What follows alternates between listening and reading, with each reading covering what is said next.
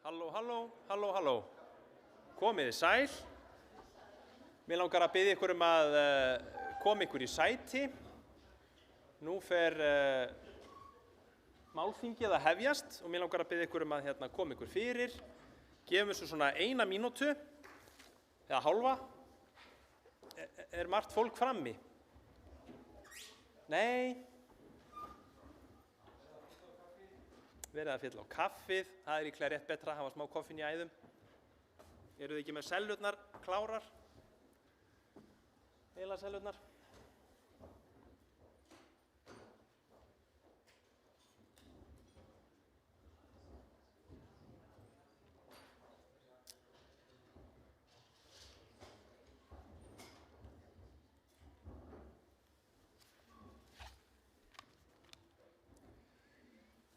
Fínt ég held að við ættum bara tefja ekki lengur við þetta. Komiði sæl og velkomin á þetta glæsilega málþing sem ber yfirskriftina aðlögun sveitarfélaga að áhrifum loftslagsbreytinga frá áskorunum til aðgerða. Það einmitt það sem við viljum. Það er að segja hrinda af stað einhverjum aðgerðum. Leiðarvísir, verkfæri og reynsla sveitarfélaga. Mér langar að vekja athygli ykkar á hverju borði fyrir sig. Þá eru svona dreivildi, það eru QR-kóðar og þarna undir getið þið fundið alveg glóðvolgan leiðarvísi afsprengi þessa verkefnis sem hægt að finna þarna á bæði vef Byggðastofnunar og gottveður.is. Þetta málþing er svona lokahnykkur í þessu verkefni C10 í byggðaáætlun sem snerist afleiðingar aðlögun á loftslagsbreytingum og ég ætla svo sem ekki að tefja við það. Það er annað fólk sem getur sagt betur hvað þetta þýðir allt saman. En það má svona segja að hérna verða kynntar bæði beinar afurðir verkefnisins og en svo eru líka önnur verkefni sem hafa kannski verið unnin samhliða þessu verkefni sem eru líka hér til kynningar. Og það verður ekki tekið við spurningum undir erindum en ég hvet ykkur bara til þess að nýta kaffipásunar vel til þess að ræða náttúrulega við fyrirlesara og hvort við annað. Og þetta glæsileg dagskrá sem hérna og ég ætla bara að byrja á því að kynna fyrstan á svið Magnús Örn Agnesar Sigurðsson sem skrifstofustjóri skrifstofu loftslagsmála hjá Umhverfis-, orku- og loftslagsráðuneytinu. Og ég átta mig náttúrulega því að ég glemdi að kynna sjálfa mig, heiti Otto Eliasson og er fundarstjóri hérna í dag. Og Magnús, gjörðu svo vel.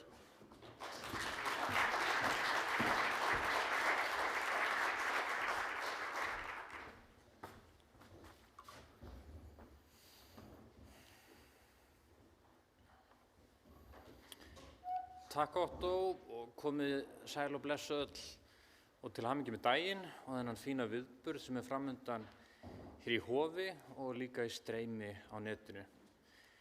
Í dag fögnum við uppskeru aðgerðarinnar C10 á byggðaáætlun sem fjallar einmitt áhrif loftslagsbreytinga á sveitarfélög. Þessi aðgerð sérstök því hún fyrsta aðgerð sem stjórnvöld hleyptu af stokkunum sem sérstaklega hugsuð sem það sem við köllum aðlögunar aðgerð. Og þá erum við að hugsa sérstaklega verkefni sem bregst við áhrifum loftslagsbreytinga og gerir tilraun til að auka seiglu samfélagsins frammi fyrir þeim. Fólk sem hefur búið á Íslandi ágætlega vant því að þurfa að hugsa alls kyns áhættu og vá í sínu nær umhverfi. En með loftslagsbreytingum verður til ný vídd í slíku áhættu mati. Vídd sem kallar á við skiljum hvernig umhverfið í kringum okkur að taka örum og óvissum breytingum bæði til skemmri og lengri tíma, til næstu áratuga og jafnvel fram á næstu aldir. Þetta hljómar eins og lítil breyta að þurfa að bæta því við að hugsa hvernig áhættan breytist, en þetta svona býsna mikil breyting fyrir bæði skilningin okkar á svona vinnu og vinnulagið þegar kemur að því að tryggja seiglu sveitarfélaga.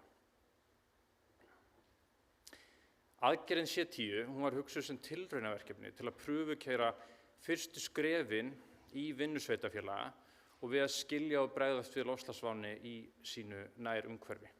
Auðvitað hafa mörg sveitarfélög þurft að velta fyrir sér þessari vá, en verkefnið svona að gera fyrstu tilraun til þess að taka alveg sérstaklega utan það og líta á þetta sem alveg afmarkað verkefni. Og það engin tilviljun að fyrsta aðlögunaraðgerð stjórnvalda var með áherslu á sveitarfélög. Í stefnumótunarvinnunni fyrir þennan málaflokk sem fór fram á árunum 2020 og 2021 kom berlega í ljós að sveitarfélög verða einn helsti framkvæmdaraðili aðlögunar til framtíðar. Og það dugar bara að líta fyrst og fremst til ábyrgðar sveitarfélaga þegar kemur að skipulagsgerð til að sjá hversu ríkur þátttakandi sveitarfélög eru í þessari vinnu. Því að með skipulagi getum við tryggt best að breyta kerfunum okkar til framtíðar. Þá endurspeglar þessi aðgerð C10 einnig nauðsyn þess að vinna þvert á stjórnkerfið, bæði ríkið með sveitarfélögum og ríkisstofnanir og ráðuneyti þvert á málaflokka. Umhverfis-, orku- og loftslagsráðuneytið hefur borið ábyrgð á verkefninu á byggðaáætlun, en byggðastofnun sem heyrir undir innviðaráðuneytið hefur verið með verkstjórn yfir verkefninu. Síðan hafa lykilframkvæmdaraðilar verkefnisins verið skipulagsstofnun sem heyrir undir félags- og húsnæðismálaráðuneytið í dag, þannig þar eru komið þriðja ráðuneytið, og Veðurstofa Íslands sem heyrir undir okkar umhverfisráðuneyti hefur auðvitað einnig verið lykilframkvæmdaraðili í þessum hópi. Þannig þetta er rosa fjölbreyttur hópur sem sameinaði krafta sína við framkvæmd þessarar aðgerðar. Og í dag þá erum við að fagna ekki bara flottum afurðum og lærdómum sem eru að koma út úr þessu verkefni, heldur líka bara góðu samstarfi þessara aðila og að sýna að við getum unnið þvert á múra og verið ekki í sílóum þegar við erum að vinna vinnuna okkar. En hér má náttúrulega síst gleyma sveitarfélögunum sem tóku þátt í verkefninu. Þau sóttust eftir að taka þátt í því og lögðu eigin frumkvæði alveg rosalega mikla vinnu í að láta þetta virka. Þannig að við erum mjög þakklátt fyrir þeirra þáttöku. Án þeirra værum við ekki með þessar afurðir sem við erum með hér í dag og ætlum að kynna. Og þá ber einnig að þakka Sambandi íslenskra sveitarfélaga sem aðstoða okkur við framkvæmd á verkefninu, sá til þess að bjóða öllum sveitarfélögum á landinu að sýna áhuga á verkefninu í upphafi og færri komust að en vildu. Þannig við vitum að það er gríðarlega mikill áhugi á þessari vinnu. Mér er einhvern tímann sagt að það væri mun sjaldgæfara að halda viðburði við lok verkefna en í upphafi þeirra, hver sem ástæðan er fyrir því. En við erum hérna komin saman í dag til sem að fagna saman lokum á aðgerð, lokum á verkefni og skoða afurðirnar sem komu út úr því og einnig eins og Otto sagði afurðir sem tengjast í og við höfum verið að vinna á undanförnum árum. En þó þetta séu lokin á þessari aðgerð á byggðaáætlun, þá veit ég að það er rosa mikil hugur í fólkinu sem kom að þessu verkefni að láta þessari vinnu ekki loki hér, heldur halda vel utan innleiðinguna á aðlögunarvinnu inn í framtíðina og tryggja í rauninni að aðlögunar loftslagsbreytingum, þessi hlið loftslagsmála sem mörg okkar hugsum kannski ekki eins mikið dagsdaglega þegar við erum að vinna í loftslagsmálum. Það er ofta sem fólk hugsa til samdráttarhliðarinnar, að ná niður losun. En þessi hlið er rosalega mikilvæg og við vonumst til upp úr þessu verkefni þá getum við farið að gera aðlögun að loftslagsbreytingum smátt og smátt af föstum þætti í gangverki allra sveitarfélaga. Að því sögðu ætla ég ekki að hafa þetta mikið lengra og óska okkur öllum góðs fundar. Takk fyrir.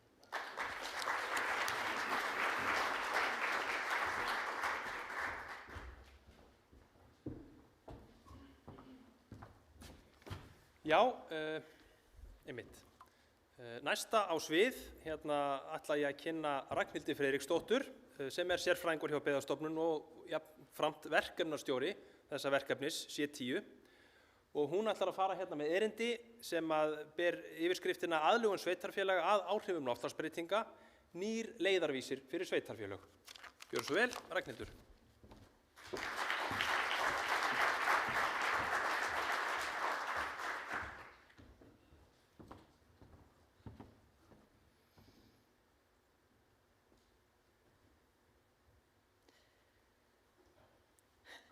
Þarna er ég, jæja. Góðan daginn, mikið rosalega gaman að sjá ykkur öll hér í dag. grafíski hönnuðurinn sem hannaði merki aðgerða C10 byggðaáætlun sagði eftirfarandi. Í fyrsta lagi aðlögun ákveðin breyting á samfélagsmynstri og því breytir þessi rauða lína kúrs. Í öðru lagi breyting að eiga sér stað í heiminum og náttúran heldur áfram og það okkar að fylgja hennar dansi. Og svo það í síðasta lagi samtalið sem þarf að taka svo aðlögun geti átt sér stað og fylgt breyttum heimi. En það var einmitt þannig sem aðgerð C10 byggðaáætlun byrjaði með upphafsráðstefnu árið 2022 í Reykjavík og undir yfirskriftinni aðlögun að breyttum heimi, hefjum samtalið. Raunin var nefnilega svo á þessum tímapunkti árið 2022 var umræðan aðlögun afskaplega skammt á við komin hér á Íslandi, þó svo hún væri komin talsvert lengra í löndunum í kringum okkur og umræðan á sveitarfélagastigi var eiginlega bara lítil sem engin. En síðan þá hefur margt vatn runnið til sjávar eins og við munum heyra hér í dag. Verkefnin sem tengjast aðlögun, verkfærin, stefnur og áætlanir orðnar fleiri í dag heldur að voru þá og ég held að dagskráin í dag beri þess merki. Já, og talandi verkefni sem fæddust á líftíma C10, hér mynd af mér, Kars óléttri á fyrstu vinnustofu þessa verkefni sem átti sér stað akkurat í þessum sal hérna á Akureyri. En það var einmitt þannig að þessari upphafsráðstefnu verkefnisins lokinni var öllum sveitarfélögum á landinu boðið að taka þátt í verkefninu. Það voru 20% íslenskra sveitarfélaga sem óskuðu eftir því að fá að taka þátt og við enduðum á að velja 5 sveitarfélög sem tóku þátt í þessu verkefni með okkur. Og þau voru þá valin meðal annars á grundvelli þeirra loftslagsáskorun sem þau voru að eiga við, en við völdum þessi hópur var valin með það fyrir augum að vera með sem fjölbreyttasta mynd af íslenskum sveitarfélögum, bæði hvað varðar staðsetningu, stærð, íbúafjölda, loftslagsáskorun, atvinnugreinar og annað. Einfaldlega vegna þess að við vildum að afurðin sem kæmi út úr þessi aðferðafræði fyrir sveitarfélög geti verið eitthvað sem öll sveitarfélög á landinu geti tekið upp hjá sér óháð stærð, mannauði og áskorun. Þetta sveitarfélögin 5 sem lögðu af stað í þessa vegferð með okkur. Þessar tölur eru vissulega úreltar en svona var staðan í upphafi verkefnisins. Og við fórum inn í þessi sveitarfélög og með þeim fórum við með ákveðin vísi af aðferðafræði sem byggt á erlendri fyrirmynd og fórum í gegnum það með þessum sveitarfélögum og erum núna þá að koma út með aðferðafræði sem hefur verið staðfærð að íslenskum veruleika sveitarfélaga. Og við erum þá fyrir vikið voru núna bara í gær þá að birta leiðavísi þá fyrir sveitarfélög sem byggður á þessari aðferðafræði. Þannig að núna, 3 árum síðar, erum við að gefa út þennan leiðavísi sem þá fyrir íslensk sveitarfélög og leiðir þau í gegnum það hvernig hægt að framkvæma einfalda áhættuskimun og viðkvæmni mat án mikils tilkostnaðar eða ákalli eftir gögnum eða líkanasmíðum. Þessar niðurstöður svo hægt að nota til að móta þá aðlögunaraðgerðir sem miða að því að auka getur sveitarfélaganna til að takast á við þessar áskoranir og draga það úr viðkvæmni sinni gagnvart þeim áskorunum sem standa frammi fyrir. Markmið verkefnisins var þó ekki aðeins að búa til að móta þessa aðferðafræði og búa til leiðavísin, heldur voru þau fleiri. Í rauninni bara það að hámarka aðlögunargetu íslenskra sveitarfélaga og greina þarfir íslenskra sveitarfélaga þegar kemur að því að móta aðlögunaraðgerðir á sínu svæði. Einmitt að gefa út leiðbeiningarnar sömuleiðis og auka þekkingu sveitarstjórnarfulltrúa á Íslandi á málaflokknum. Og ég ætla bara að gera svo djörf að segja það að ég held að okkur hafi tekist að ná þessum markmiðum og allavega hvað það fyrsta varðar allavega komist vel á stað með það. Eins og ég kom inn á, þá eru þetta sveitarfélögin 5 sem voru með okkur í þessu ferli og ég ætla bara að fá að nýta tækifærið núna og þakka þeim kærlega fyrir gott samstarf og ekki síst tengiliðunum innan sveitarfélagana. Heilt yfir gekk þetta ferli mjög vel. En eðli málsins samkvæmt rákust við á ýmsar hindranir. Og það voru fljótlega hlutir sem við áttum okkur á að henduðu ekki í íslensku umhverfi. Íslensk sveitarfélög eru eins fjölbreytt og þau eru mörg, öllum stærðum og gerðum og við vorum hérna að fara af stað með aðferðafræði sem var byggð á erlendum grunni en við þurftum að staðfæra hana yfir á íslenskar aðstæður. En hindranir, það var vissulega markmiðið með þessu. Við vildum rekast á hindranirnar sem sveitarfélögin eru að reka sig á og yfirvinna þær.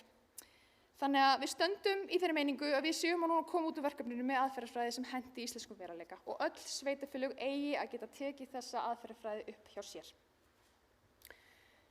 En þá kemur þessi spurning, gjarnan, þörfin á aðlögun á sveitarfélagstigi, hún til staðar? Fyrir mörgum aðlögun einhvers konar framtíðarstef sem þarf ekki kannski að hafa áhyggjur af strax, ekkert endilega það brýnt verkefni. Það hefur verið gífurlega áhugavert að fara í gegnum þetta verkefni síðastliðin 3 ár og það sem situr kannski einna helst eftir hversu brýn þörfin orðin í mörgum tilfellum.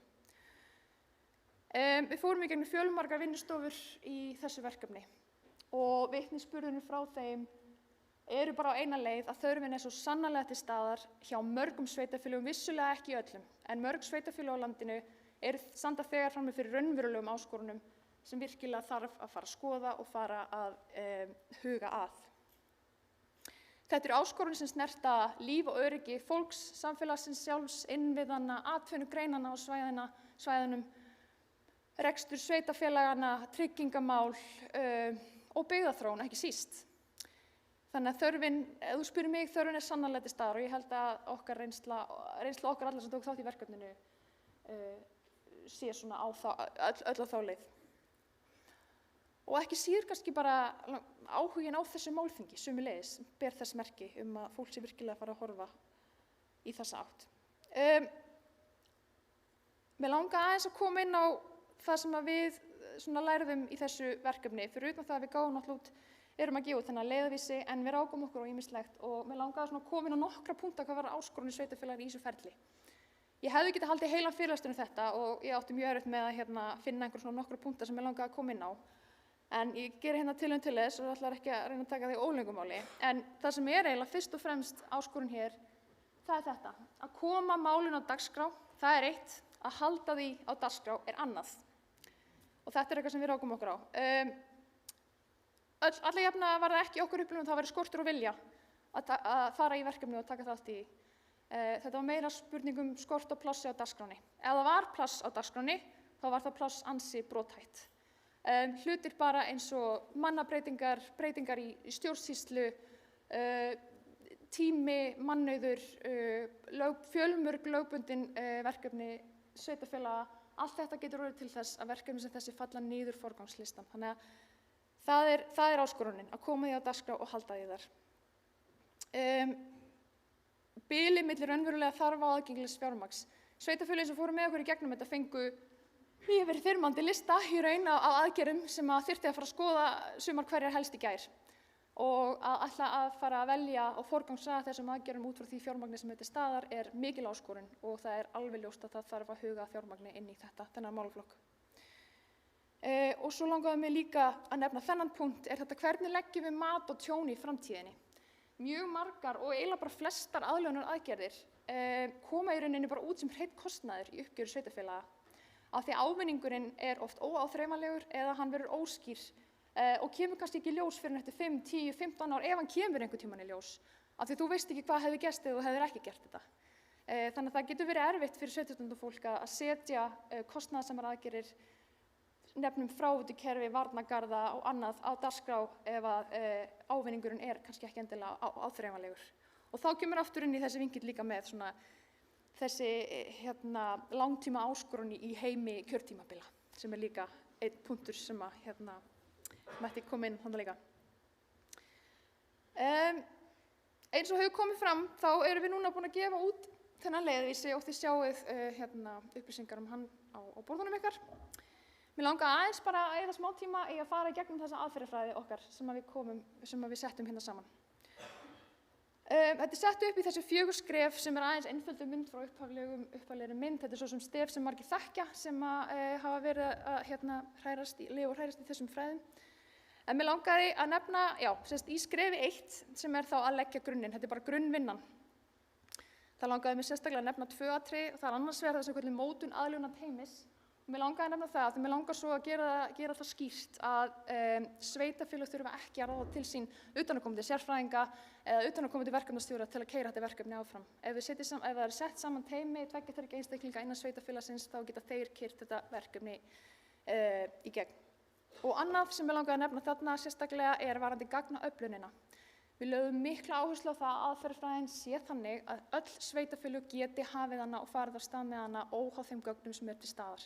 Það getur oft verið mikil hindrun fyrir sveitarfélög og svona kannski yfirþyrmandi verkefni að fara í svona laga þegar það vantar mörg gögn sem er kostnaðarsamt og tímafrekt að afla, en það geta öll sveitarfélög farið í gegnum þetta ferli óháð þeim gögnum sem til staðar vegna þess að þeim gagnanna mun vera aflað og þeim gögnin eru þá aðalega í formi reynslu og þekkingar starfsfólks og fólks innan svæðisins.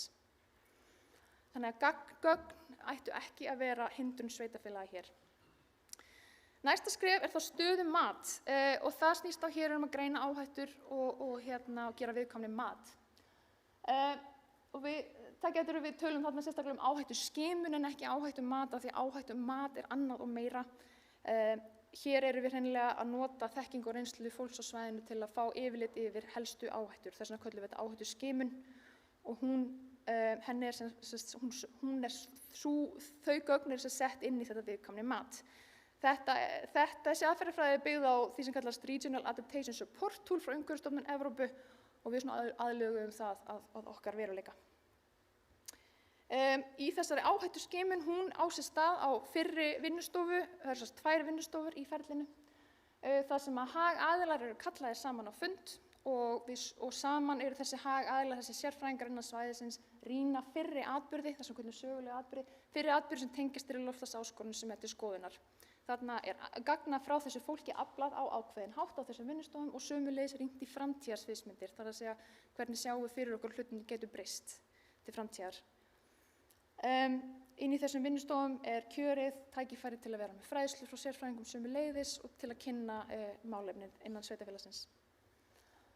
Svo þegar áhættuskimunin lokið að koma að viðkvæmni mati, viðkvæmni mat enn eitt orðið sem kannski ekki margir átta sig almennilega á hvað það þýðir í þessu samhengi.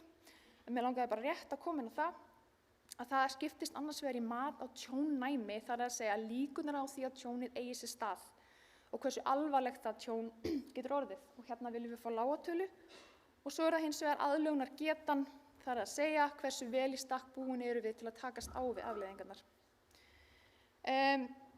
Nú veit ég ekki hvernig tímanum líður, en ég ætla nú ekki að fara í nein smáatriði hér, en þetta er allt saman útskýrt í leiðarvísinum. Það eru viðmið inn í leiðarvísinum sem hjálpa fólki að feta sig áfram í þessu og þetta er í svona mjög stuttu máli byggt á þessu. Og bara svona sem eitt dæmi hvernig þetta kemur út í svona einhverjum að hérna erum með tiltekið sveitarfélag sem er að skoða sjávarflóð hjá sér og það er að gera viðkvæmni mat fyrir atvinnurekstur á svæðinu. Aðlögunargetan er 2 samkvæmt viðmiðum í leiðbeiningunum og tjónnæmið er 4. Lokatala þannig kemur út 4 sem þýðir að það þurfi að grípa til aðgerða hvað atvinnurekstur varðar. Síðan er þetta skoðað fyrir innviði annars vegar, þessu sama sveitarfélagi það er líka 4, þarf að grípa til aðgerða þar. Heilsa og líf fara einhvern veginn 2, svo þau eru svo sem í fínum málum þar, það þarf ekki endilega að grípa til aðgerða þar. Þetta er bara svona mjög gróft dæmi. Þriðja skref er þá val aðgerða. Nú höfum við niðurstöðu viðkvæmni matsins og áhættuskimunarinnar og þá er komið að því að velja aðgerðir sem að draga úr viðkvæmni sveitarfélagsins gagnvart þessum áskorunum. Það er gert á vinnustofu nr. 2 í ferlinu og þar er greint frá niðurstöðum viðkvæmni matsins og tillögur að aðgerðum eru lagðar fram og sömuleiðis þá kemur það í hlut þátttakenda að móta aðgerðir í sameiningu út frá þeirra þörfum. Og í kjölfarið er það bara unnið áfram með þennan aðlögunar aðgerðapakka. Og mér langaði bara rétt í lokin að sýna bara dæmi aðgerðir í þessu sem að meðal annars komu fram hjá okkur og það er aðgerðabanki inn í leiðarvísum sem leys. Þessi aðgerðunum er skipt í 3 pakka. Við erum með mildar lausnir, það eru þá lagabreytingar, breytingar á reglugerðum, ákvörðunum í skipulagi og sömuleiðis fræðsla og annað slíkt. Og hér eru bara nokkur dæmi slíkar aðgerðir. Viðbragðsáætlanir, samskiptavettvangur er eitthvað sem kom mjög oft upp bara ef ekki öllum sveitarfélagunum. Grænar aðgerðir ganga þó út frá því að styrkja náttúrulega ferla og vistkerfa. Við erum með eitt erindi hérna í lokin sem fjallar skemmtilega það. Blágrænar ofanslausnir, mig langar að hafa alveg stóran hring kringum það af því að mér finnst þetta málaflokkur sem þarf að fá talsvert meiri athygli hér á landi, endurheimt votlendis og verja vatnsból. Og svo að lokum gráar lausnir, þá erum við að tala um þessar tæknilegu og verkfræðilegu lausnir og hér eru bara nokkur dæmi slíkar aðgerðir sem komu út úr þessu. Meira var það ekki frá mér, ég held að ég sé búin með tíma hvort sem Mér langar bara að nýta tækifærið og þakka aftur bæði sveitarfélögunum og samstarfsfólki mínu í þessu verkefni. Þetta er búið að vera mjög skemmtilegt og já, bara takk fyrir mig í bili.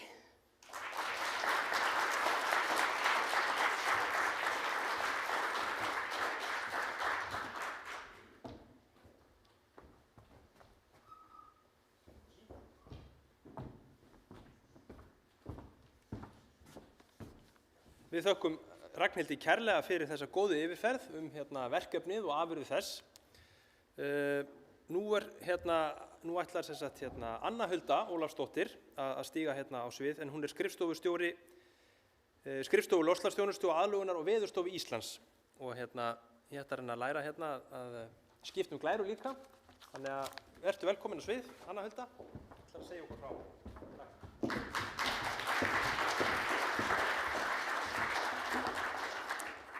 Halló, ofsalega gaman að vera hérna með ykkur í dag og fagna þessum verkefnaskilum.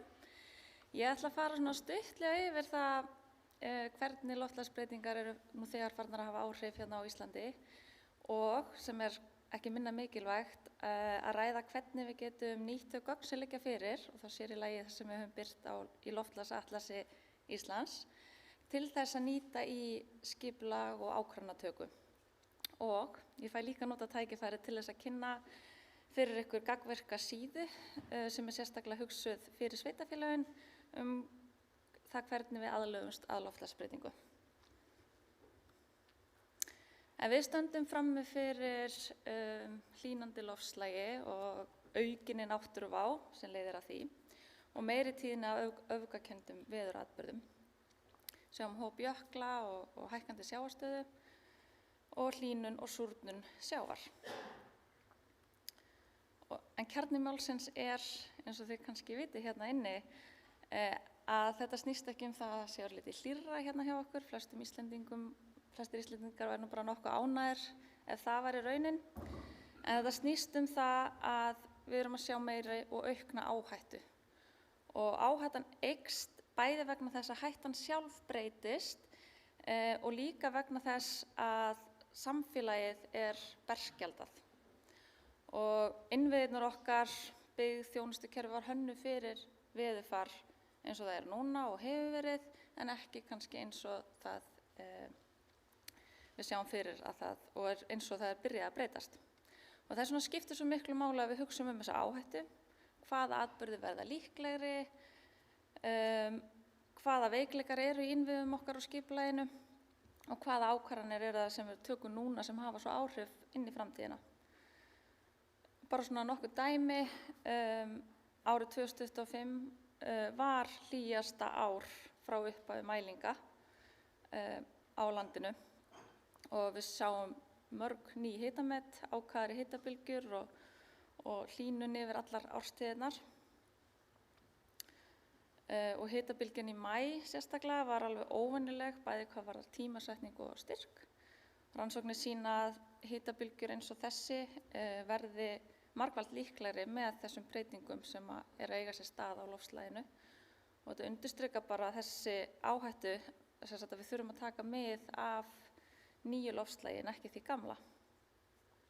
Eins með úrkomuna, hún verður ákafari og sveiflukenndari. Dæmi frá Seyðisfirði sýnir sérlega vel hvernig svona skammtíma hámars úrkoma getur jafnast á við bara stóran hluta af ársúrkomu og þetta hefur áhrif á skriðuhættu og fráveitur vegakerfið okkar og byggðina. Og svo er eins með jöklana þeir hopa og sjávarstaðan hækkar og ef við skoðum til dæmis 50 ára flóð í dag og berum það sama við lok aldarinnar, sjáðu hérna hoppa hérna fram og tilbaka. Það sjáum við að viðmiðin breytast og það sem var kannski sjaldgæft verður algengara með tímanum. Þannig að skipulagið þarf vissulega að taka mið af þessu. En það gleður mig sérlega að tilkynna að í gærkvöldi þá settum við hjá skrifstofunni í lofti fyrstu útgáfu af svona vefsvæði sem tilengað skrifstofunni inn á nýju vefsvæði Veðurstofunnar. Þetta allt ennþá í þróun. En þar getum við og munum með tímanum bæta við meiri fróðuleik og upplýsingum sem tengjast aðlögum og fréttum sem tengjast loftslagsbreytingum sér í lagi á Íslandi. Kannski langar að benda á að þessi síða töluvert aðgengilegri á tölvum eins og hún ekki jafn góð á símtækjum. En sem sagt inn á þessari síðu getið nálgast þetta inn á loftslagsbreytingar.is eða farið leiðina gegnum gottveður.is. Til dæmis þessi interaktíva mynd, það kannski gagnvirka mynd, fallegra orð, sem var hönnuð sérstaklega með sveitarfélög í huga og markmiðið svolítið að vekja notandann til umhugsunar þessi áhrif loftslagsbreytinga og hvernig áhrifin birtast í samfélaginu, sérstaklega þá á nærsamfélagið og svona staðbundið, ekki bara á landsvísu. Og hún á svona leiða notandann í gegnum þessar helstu spurningar. Hvað það sem að breytast, hvernig getur það haft áhrif á tiltekin svæði og hvað þýðir þetta fyrir ákvörðunar sem við tökum í dag. Og þið sjáu að þessi mynd, þetta er bara samansafn af alls konar hlutum sem ekkert á neinum sérstökum stað, en öll sveitarfélög geta fundið eitthvað á þessari mynd sem að þau ættu að geta heimfært. Það sést líka glöggt að gáð, ég veit ekki, það sést alveg ágætlega hérna, að það eru svona rauðir litlir punktar á myndinni. Og þessi punktar eru þannig að það er hægt að ýta á þá ef við tökum músina yfir þá. Og með því að gera það, nú hoppið ég ekki á næstu glæru hérna. Já, þá kemur upp svona upplýsingatexti. Ég ýtti sem sagt á þennan punkt, guli hringurinn kom utanum. Þá kemur upp svona upplýsingatexti sem lýsir ákveðinni hættu sem tengist á svæðinu sem að punkturinn var á. Og í glugganum er svo einnig hægt að ýta á nánari upplýsingar hérna. Og ef það er gert þá fáum við ítarlegri upplýsingar og svo með hlekk sem leiðir okkur áfram. Og eins og ég segi, þetta ásvoldi svona að hvetja notandann til þess að tengja saman þá loftslagsbreytingar, áhættu, áhrif á samfélagið, mögulegar aðlögunaraðgerðir og á þannig að vera bæði hagnýt en líka fræðandi. En það er nú ekki mjög langt síðan að við birtum loftslagsatlasinn. Ég vona sem flestir hafi séð hann áður en kannski ekki allir. Atlasinn á að veita innsýn inn í það hvernig loftslag á Íslandi breytist til framtíðar og hann er einmitt einn af þessum svona tólum sem nýttist inn í aðferðafræðina sem við unnum með inn í þessu C10 verkefni, inn í leiðarvísinum. Og gögnin úr atlasinum er hægt að nýta á ýmsa máta til þess að meta viðkvæmni samfélaga, gagnvart loftslagsbreytingum og mögulegar áhættur sem þeim fylgja. Og hann er frábært dæmi hvernig við erum að nota vísindaleg gögn til þess að gera það aðgengileg almenningi. Og ég ætla bara örsnögt að renna í gegnum virknina á atlasinum með nokkrum skjáskotum, en til að byrja með þá blasir við okkur mynd af Íslandi þar sem við höfum ýmsa valmöguleika og við byrjum bara að velja hvaða loftslagsvísi við viljum nota. Hérna hef ég valið meðalhita og svo getum við valið að horfa á allt Íslandi í heild eða sérstaklega að horfa á ákveðin byggðarkjarna. Við erum með gögn fyrir 110 byggðarkjarna yfir landið. Við horfum á allt Ísland, þá getum við einnig valið hvort við horfum á árið í heild eða einstaka árstíðir. Svo veljum við hvaða losunarsviðsmynd við notum, en þetta eru niðurskalaðar losunarsviðsmyndir frá milliríkjanefnd Sameinuðu þjóðanna. Þegar ég segi losunarsviðsmynd, þá erum við í raun að lýsa mismunandi leiðum á þróun á losun gróðurhúsalofttegunda á heimsvísu. og hvernig það hefur svo áhrif á okkur á Íslandi. Þannig að þær eru í rauninni notaðar til þess að spá fyrir framtíðina miðað við einhverjar ákveðnar forsendur. Við höfum notað 3 sviðsmyndir hérna í atlasinn. Það er mildasta sviðsmyndin sem gerir ráð fyrir að losun haldist svipuð á 2024, nái hámarki um miðja öldina og dragist svo hægt saman. Miðlungssviðsmyndin sem er nú líklegust gerir ráð fyrir að losunin aukist bara í takt við þróun síðustu ára. En það þýðir líka að hún verður 2-falt meiri í lok aldarinnar miðað við 2024. Svo er það ýktasta sviðsmyndin sem gerir ráð fyrir að magn gróðurhúsalofttegunda 2-faldist fyrir árið 2050, en það leiðir til mjög afgerandi loftslagsbreytinga í lok aldarinnar. Svo getum við valið breytingu. Það er aðeins mismunandi hvað er hægt að velja eftir í hvað loftslagsvísi við völdum. Við erum með meðalhita, þá getum við valið breytingu í gráðum, breytingu miðað við viðmiðunartímabilið sem er 1981 til 2010, eða þá við getum valið bara að sjá í gráðum. Svo veljum við hversu langt fram í tíman við viljum horfa. Við getum valið milli 3 mismunandi framtíðarsýna. Það er í byrjun aldar, miðbik aldar eða lok aldar. En svo, eins og ég nefndi áðan, þá þurfum við ekki að skoða gögnum fyrir allt Íslandi heild. Við getum fært okkur niður á byggðakjarna og þá getum við skoða tímaraðir fyrir þann valinn byggðakjarna sem við getum hlaðið niður, unnum með eins og við viljum, en öll gögn sem eru undirliggjandi þessum atlas eru opin og aðgengileg. Það er einnig hægt að hlaða niður á tölulegu formi fyrir þá sem það vilja.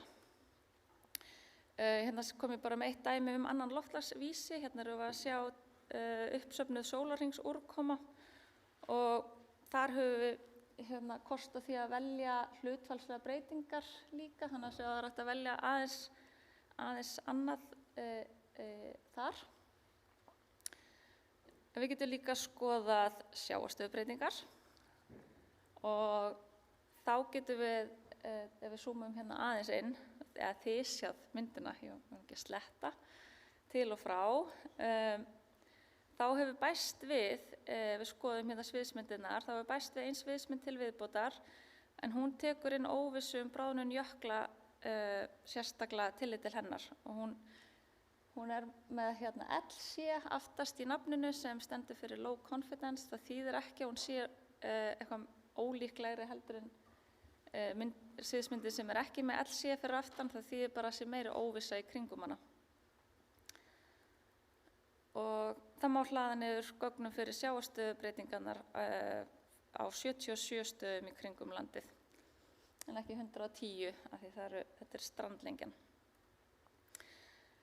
En ef við veljum byggðakjarna fyrir sjávarstöðubreytingarnar þá fáum við svona nærmynd en ekki svona tímaröð eins og fyrir hina loftslagsvísana sem er niður hlaðanleg líka. En þessi góði atlas sem er gott verkfæri til þess að nota og er minnst á í leiðarvísinum.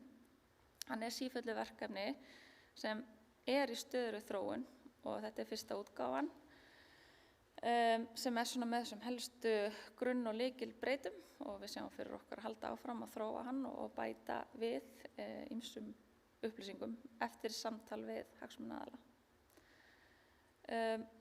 Og að lokum þá vil ég bara segja að aðlögun, hún hefst sannarlega með góðum gögnum en hún klárast með góðum ákvörðunum og aðgerðum. Aðlögun er fjárfesting í velsæld til framtíðar. Við erum að muna eftir því og einmitt eins og Ragnhildur minntist á áðan að getur verið erfitt að sjá fyrir sér peningalegan ávinning af aðlögunaraðgerðum. En við verðum bara að muna eftir því að hún er fjárfesting í velsæld. En fyrir áhugasama þá er sem sagt atlasinn og þessi gagnvirka sveitarfélagamynd sem virkar betur í tölvu ennþá og leiðarvísirinn allt aðgengilegt inn á loftslagsbreytingar.is eða gottveður.is loftslagsbreytingar. Svo ég bara takk fyrir.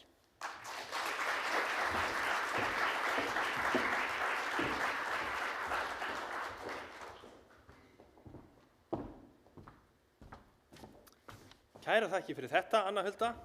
Ég er alveg fullviss það að við förum öll í vafranum okkar og búkmörkum síðuna í vistu þetta. Þetta verður gaman að skoða hana. Næst á dagskrá er svokallað trúnó. Ég og Gunnar Rúnar Ólafsson, slökkviliðsstjóri, slökkviliðs á Akureyri, ætlum að tylla okkur í stólana og ræða aðeins málin saman, sko. Hvað segirðu, Gunnar? Ertu ekki einhvers staðar á svæðinu? Já, akkúrat.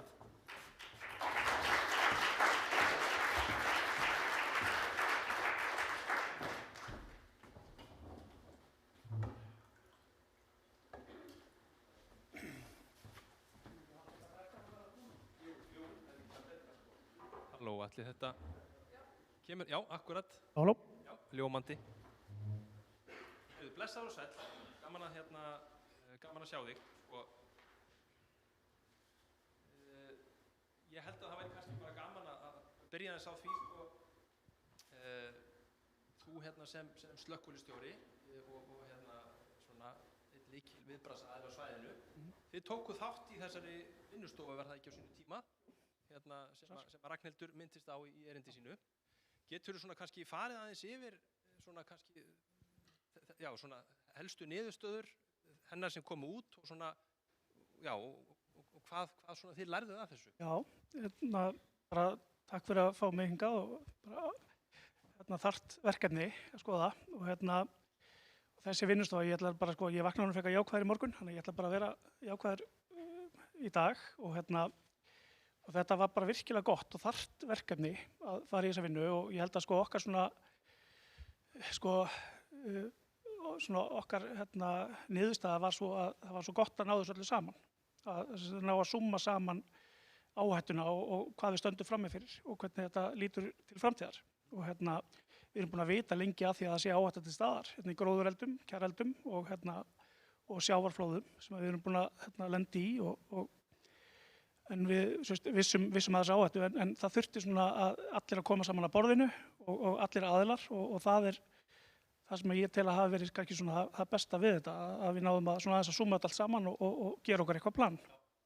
Og akkúrat, þannig að það hefur verið gagnað þessari vinnu, það er gott, en sko þú nefndir þetta tvennt, annars vegar gróðureldar og þetta eru gróðureldar kannski sérstaklega í Kjarnaskógi, er það ekki rétt skilja hjá mér sem að þið hafa verið að horfa á? Kjarnaskógur og Hamrar. Geturðu svona kannski með hliðsjón akkúrat þessu, geturðu farið aðeins yfir svona hvað er búið að gera og eins og ég segi, þetta er ekkert sem að, þegar vinnuhópurinn hófst 22, þá skal ég segja, var þetta eitthvað sem við erum búin að vera að hugsa í langa tíma og það er ýmislegt búið að vera að gera og það er búið að vera að auka við menntun slökkviliðsmanna og við erum búin að vera að auka við búnað og annað slíkt. En það sem ég vil segja að það sem hefði gerst eftir þetta verkefni, eftir hennar vinnuhóp, að þegar menn fóru að vinna saman, þá fóru menn að skýra það hvað þyrfti að gera og til að mynda eru til dæmis hlutir í Kjarnaskógi eins og varnarlínur sem er mjög mikilvægt að byggja. Það er verið að byggja stíga núna sem eru svona hálfgerðar varnarlínur. Það sem er svona kannski áskorunin og veldur mér mestum áhyggjum í þessu og kom okkur það er rýmingin. Það er gríðarlega margir sem eru í þessum skógi yfir góða sumardag og við höfum pínu áhyggjur af því að margir eru á tjaldstæðinu að það þurfa að rýma þetta svæði og það eru fáar flóttaleiðir á svæðinu, akstursleiðir og þetta er eitthvað sem við þurfum að horfa til framtíðar. Það er margt búið að gera gott og það er til að mynda búið að setja upp stöðvar í Kjarnaskógi með upplýsingaskiltum til fólks varðandi opin eld. Það er búið að setja tæki og tól til þess að bregðast við litlum eldum. Og 22 var gefin út neyðaráætlun neyðaráætlun almannavarna varðandi gróðurelda á svæðinu og þá er þetta allt svona skoðað út frá útkalli og hvernig við bregðumst við. Þannig að það er bara mjög jákvætt. Það er mjög gott, þannig að aðeins til að mála þetta upp líka fyrir þau sem eru með okkur hérna á trúnóinu. Þá er svona versta sviðsmyndin væri svo að það kæmi til rýmingar gróðurelda þegar margir eru á tjaldstæðinu. Já, ég myndi að segja það væri svona kannski okkar svona gríðulegur fjöldi sérstaklega við Hall og Akureyri og Dögum sem eru margir á tjaldstæðinu og það eru ýmsar hættur. Og það er til að mynda eins og ég hef bent á að þegar fólk er hérna á þessu tjálsvæðum og allir með bílana sína við hliðin á tjöldunum eða fellísunum eða hvað sem það er, þetta þéttir byggðina, þannig að ef það kemur upp eldur þá er útbreiðsluhættan mikið meiri.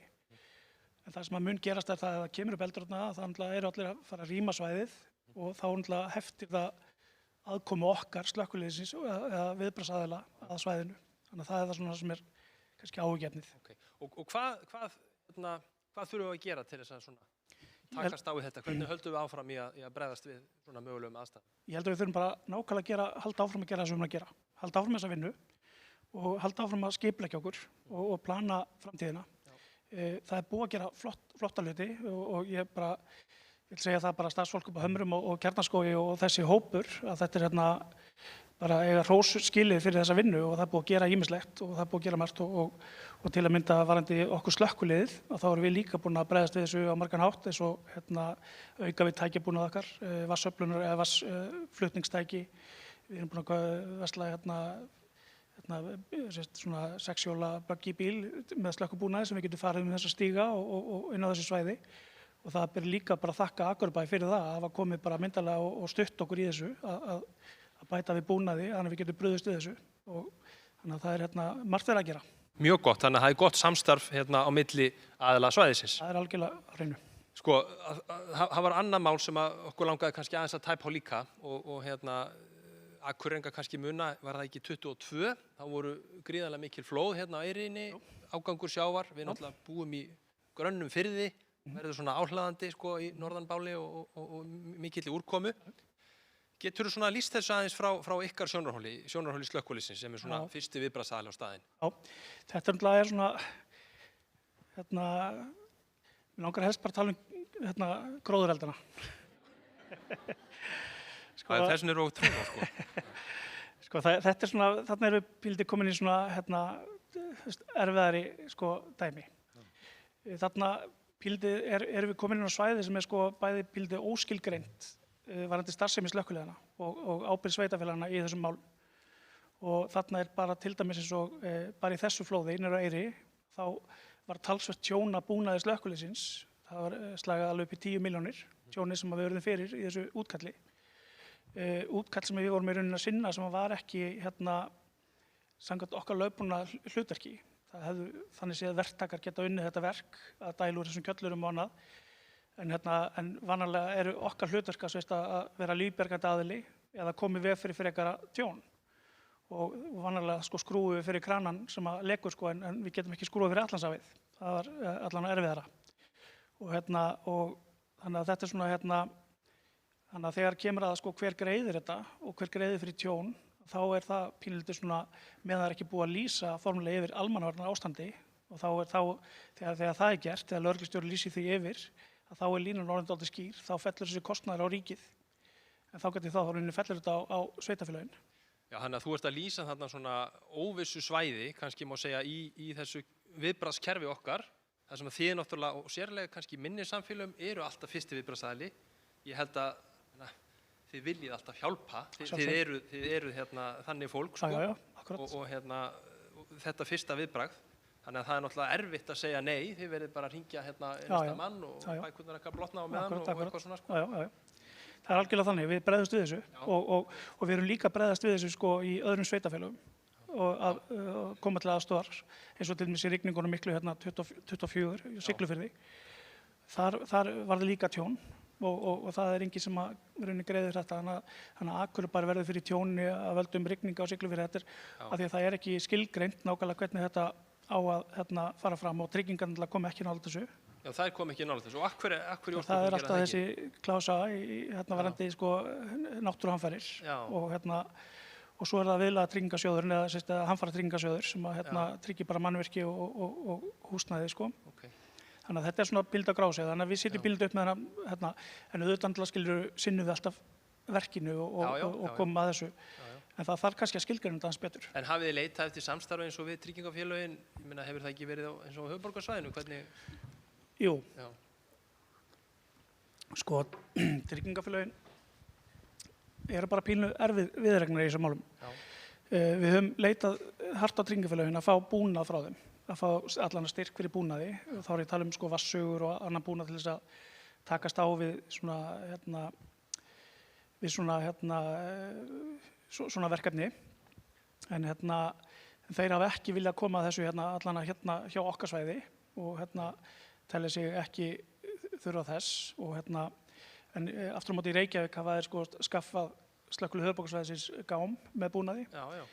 Og þar af leiðandi hefur sko slökkvilið þá fer það aðeins lengra í því að sinna verkefnunum. Já, Við erum meira að stoppa bara við þessu nú er þetta bara komið nú erum við búin að koma í veg fyrir frekar tjón. Akkúrat. Nú er okkar verki bara lokið.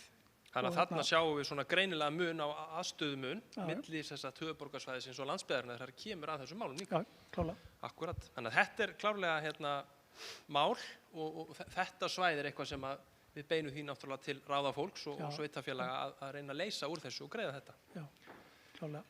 Heyrðu, takk kærlega fyrir spjallið Já. og takk fyrir að koma með mér á Trúnó. Heyrðu, bara frábært. Takk fyrir. Takk fyrir.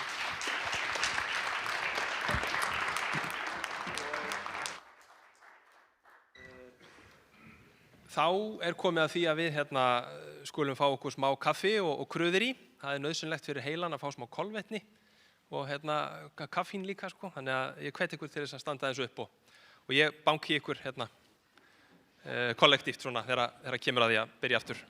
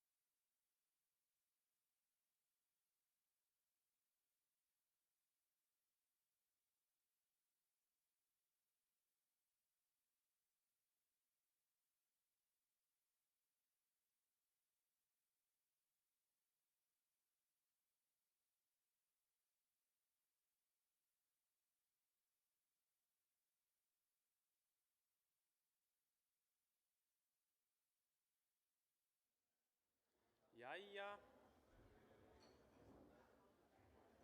Fólk hefur farið að tínast inn. Eru þá svona vel flest komin? Smá kaffi fyrst, þorsti, sem eðlilegt er. Við hinkrum, gefum þessu smá.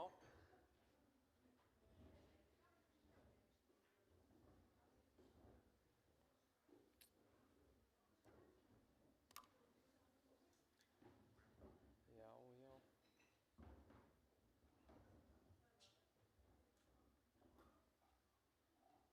Ég fekk góðfúslega ábendingu það að ég væri lélegur að skipta glærunum hérna. Ég ætla að reyna að bæta mig í þessum efnum, þannig að já, ef við ekki bara fara að renna í, þetta er svona eins og íshokkí, sko, það eru 3 leiklutar hérna, sko. Við erum að renna inn í annan leikluta núna. Næstur á svið er Magnús Örn Agnarsson Sigurðsson. Aftur, hann ætlar í þetta skiptið að ræða aðlögunaráætlun Íslands. En þetta er áætlun sem að stjórnvöld hafa unnið í samstarfi við hagaðila og segja okkur svona aðeins frá því hvernig þeirra áherslu stjórnvaldar eru í þessum efnum. Takk, gjör svo vel.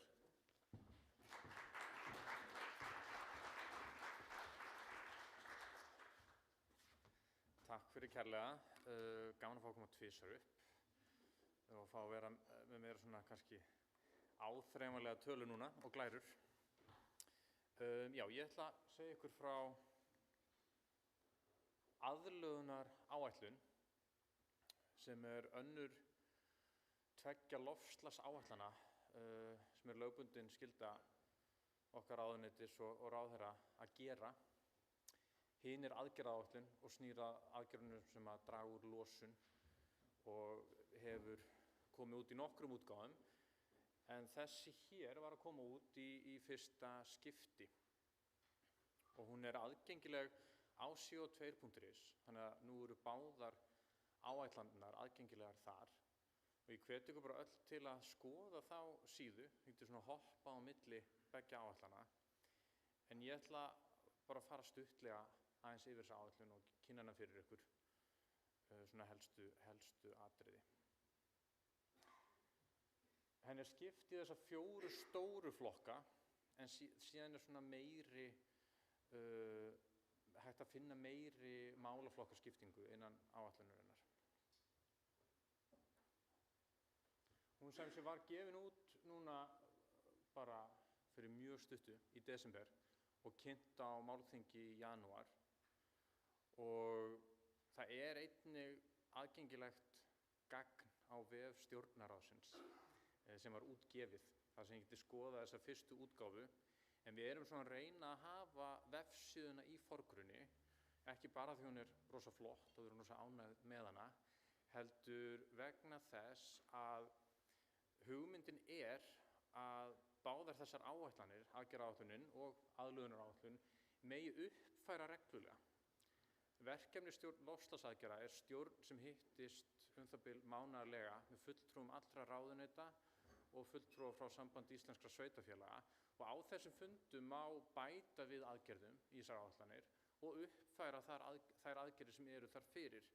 Þannig að þetta gagn á vef Stjórnarráðsins vonandi úreldist bara fljótt því að við erum að vinna reglulega að því að gera þessar áætlanir betri. En þið vitið alltaf af því að það er þarna líka.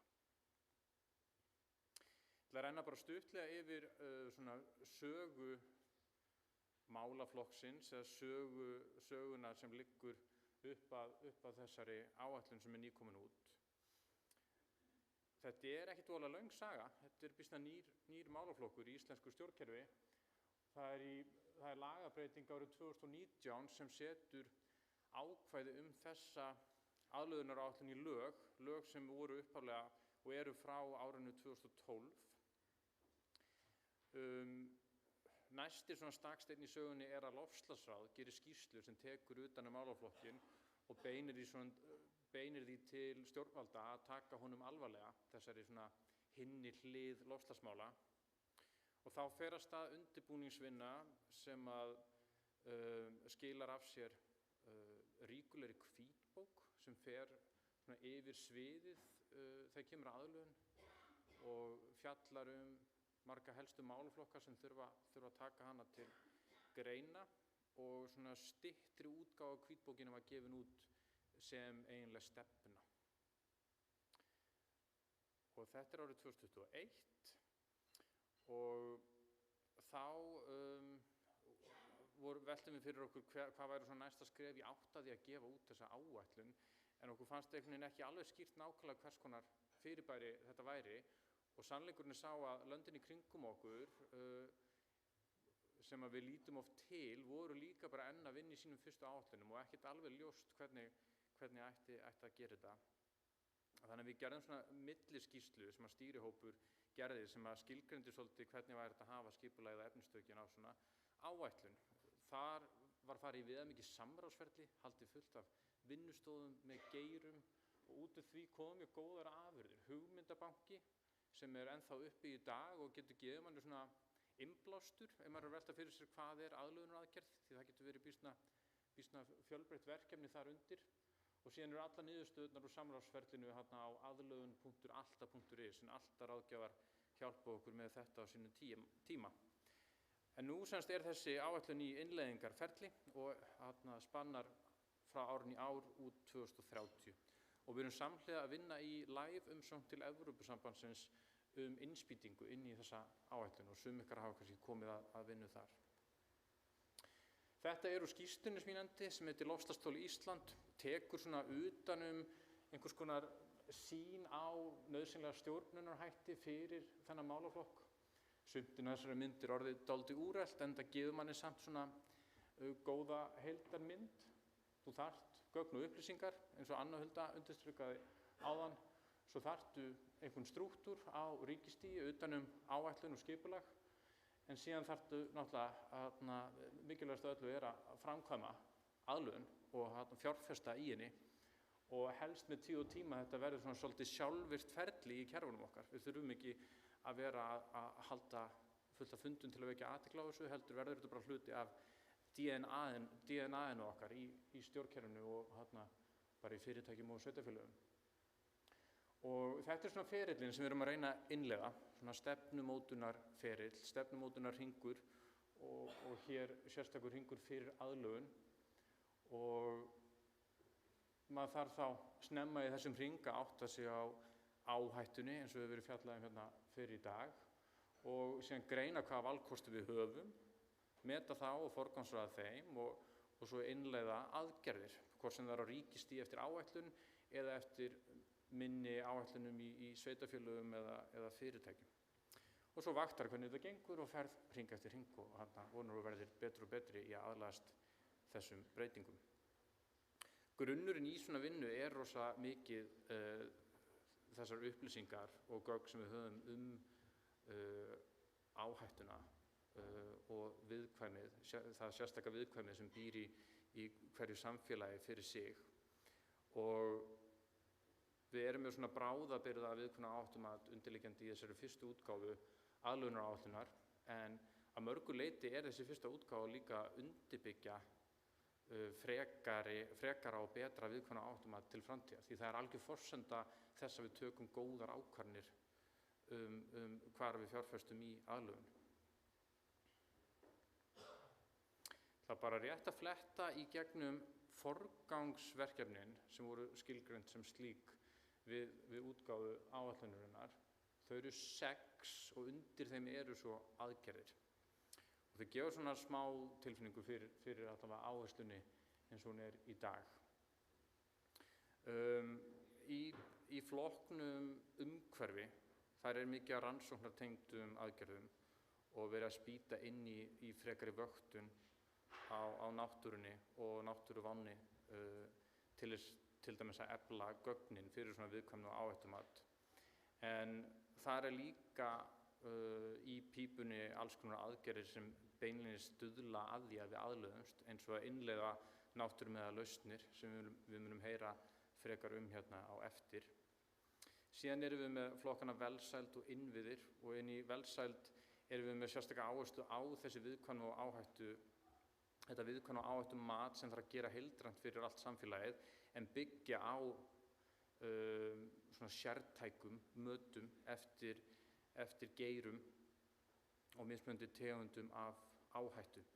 Og þar erum við með pröfuverkefni sem snúa sérstaklega að landbúnaði og sjávarútvegi sem eru auðvitað mikilvægir atvinnuvegir hjá okkur. Í innviðahlutanum þar tökum við sérstaklega utan aðlögun samgöngu innviða.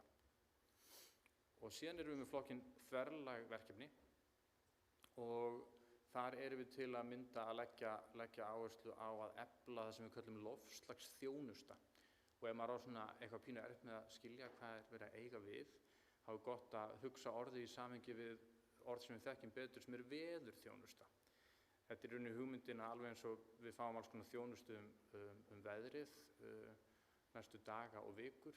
Þá hér verið að þjónusta okkur upplýsingar hvernig loftslagið breytist á löngum tíma. Og loftslagsþjónusta, góð upplýsingagjöf mögulegar breytingar á loftslaginu er hornsteinninn í því að taka ákvarðanir aðlögun. Og síðan er sérstaklega tekið utan starf sveitarfélaga í þessari áætlun. Og ég ætlaði kannski bara að kafa sérstaklega ofan í það og við erum svona að ferðast þessa vefsíðu. Ég var pínlítið að hugsa að opna vefsíðuna og bara ferðast hana með ykkur en ákvað bara að klippa í staðinn inn á glærurnar og við erum þá núna að ferðast inn á vefsíðunni frá þessum forgangsaðgerðum og við erum búin að ákveða að velja undir flokkar í horninu málaflokkinn sveitarfélög. Og þá fáum við fyrst aðgerðir með áherslu á sveitarfélög og þar eru aðgerðir sem fyrst og fremst snúa að þeim og þá koma upp þessar 4 hér. Og ég ætla ekki að fara grundigt í þær allar, en ef við skoðum sérstaklega síðustu aðgerðina, þá það eiginlega aðgerðin sem við erum að segjast vera að ljúka í dag. Við sjáum að tímalínan byrjar 2022, þó það hafi verið að gefa út þessa áætlun hérna síðast í desember, að við vildum bara sýna að þessi aðgerð hófst með C10 og þetta þá eins konar lýsing á framhaldi hennar, innleiðingu aðlögunar í sveitarfélög byggt á þeim afurðum sem við erum að fá kynningu á í dag. Og svo við förum aftur inn á heimasíðuna og myndum skrolla aðeins neðar, þá kemur lengri listi yfir aðgerðir sem hafa verið metnar sem svo að þær snerta á sveitarfélögum. Sveitarfélög eru kannski ekki aðal framkvæmdaraðilinn eða aðal atriðið í aðgerðinni, en það búið að velja að þetta sé svona ákveðið tagg svo í sletti við aðgerðina að hún tengist sveitarfélögum. Það líka gaman að skoða þennan lista. Ég vona ég hafi ekki farið allt og hratt yfir þetta, en ég vildi bara einhvern veginn passa að við ættum nægan tíma og ég veit af þessari fínu vefsíðu sem við erum svo stolt af og ég hugsaði að ef ég fer hratt yfir þetta og segi ekkert allt og mikið þá verið þið bara enn forvitnari að fara á netið og skoða þetta sjálf. Takk kærlega fyrir mig.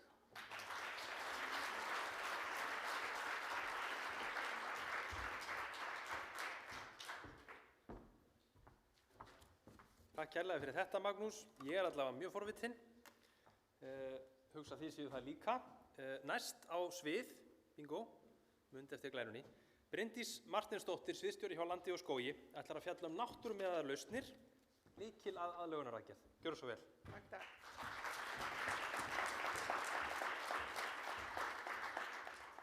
Já, takk fyrir. Jæja, við höfum verið að hlusta í dag á allar þessar áskoranir sem sveitarfélögin standa frammi fyrir, svona eins og nýtt sveitarfélag, hérna Mosfellsbær, ef þið þekkið það. Standa frammi fyrir, eða munu standa frammi fyrir í náinni framtíð vegna áhrifa loftslagsbreytinga. Það hefur verið talað vatnsskort, skriðufjöll, gróðurelda, flóð, þurrka, svo eitthvað sé talið upp.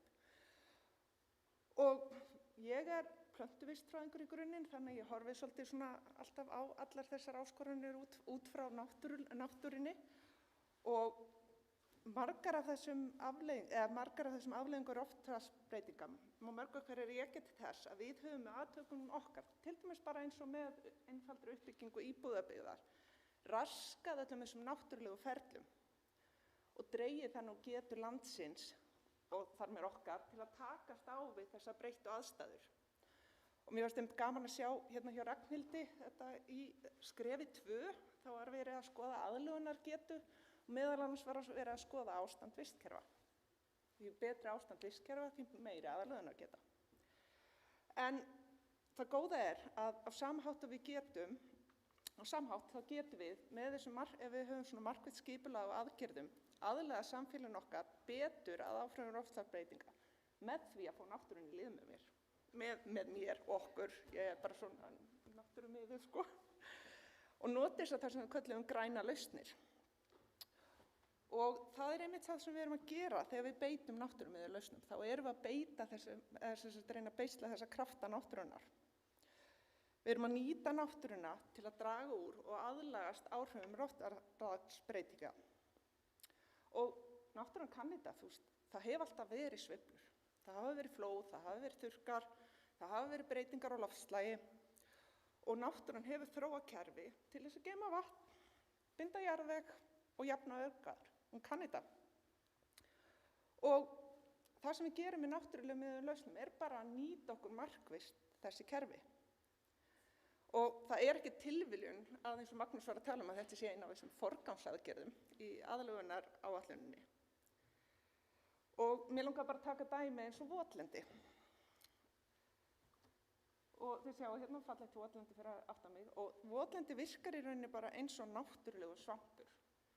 Þegar úrkomi mikil og þegar komið sér úrkomi toppar, þá safnast vatni saman í votlendir og það dregur úr flóðum. Svo þegar koma þurrkatímabil, þá sleppir votlendir svona smá saman uppsafnaða vatninu hægt út í allt vatnakerfið og það getur allt grunnvatn og tryggir stöðugt rennsli vatn og lækja og líka bara stöðugt rennsli í vatnsbólinu okkar.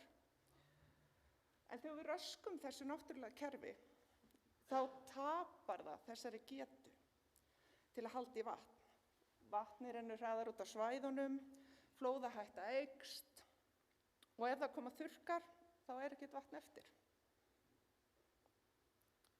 Og þá stöndum við frammi fyrir vanda sem við þurfum að leysa og erum búin að vera að tala hérna í dag. Og vanda sem oft leystur með þessum svokölluðu gráu lausnum. En það sem allavega þegar ég horfi á þetta og að pæla í svolítið þessum gráu lausnum, þá finnst mér alltaf bara við erum í rauninni bara að reyna að endurskapa það sem votlendi gerði áður. Og væri þá ekki bara kannski sniðugra og jafnvel ódýrara að reyna bara að efla þessi náttúrulegu kerfi sem fyrir eru.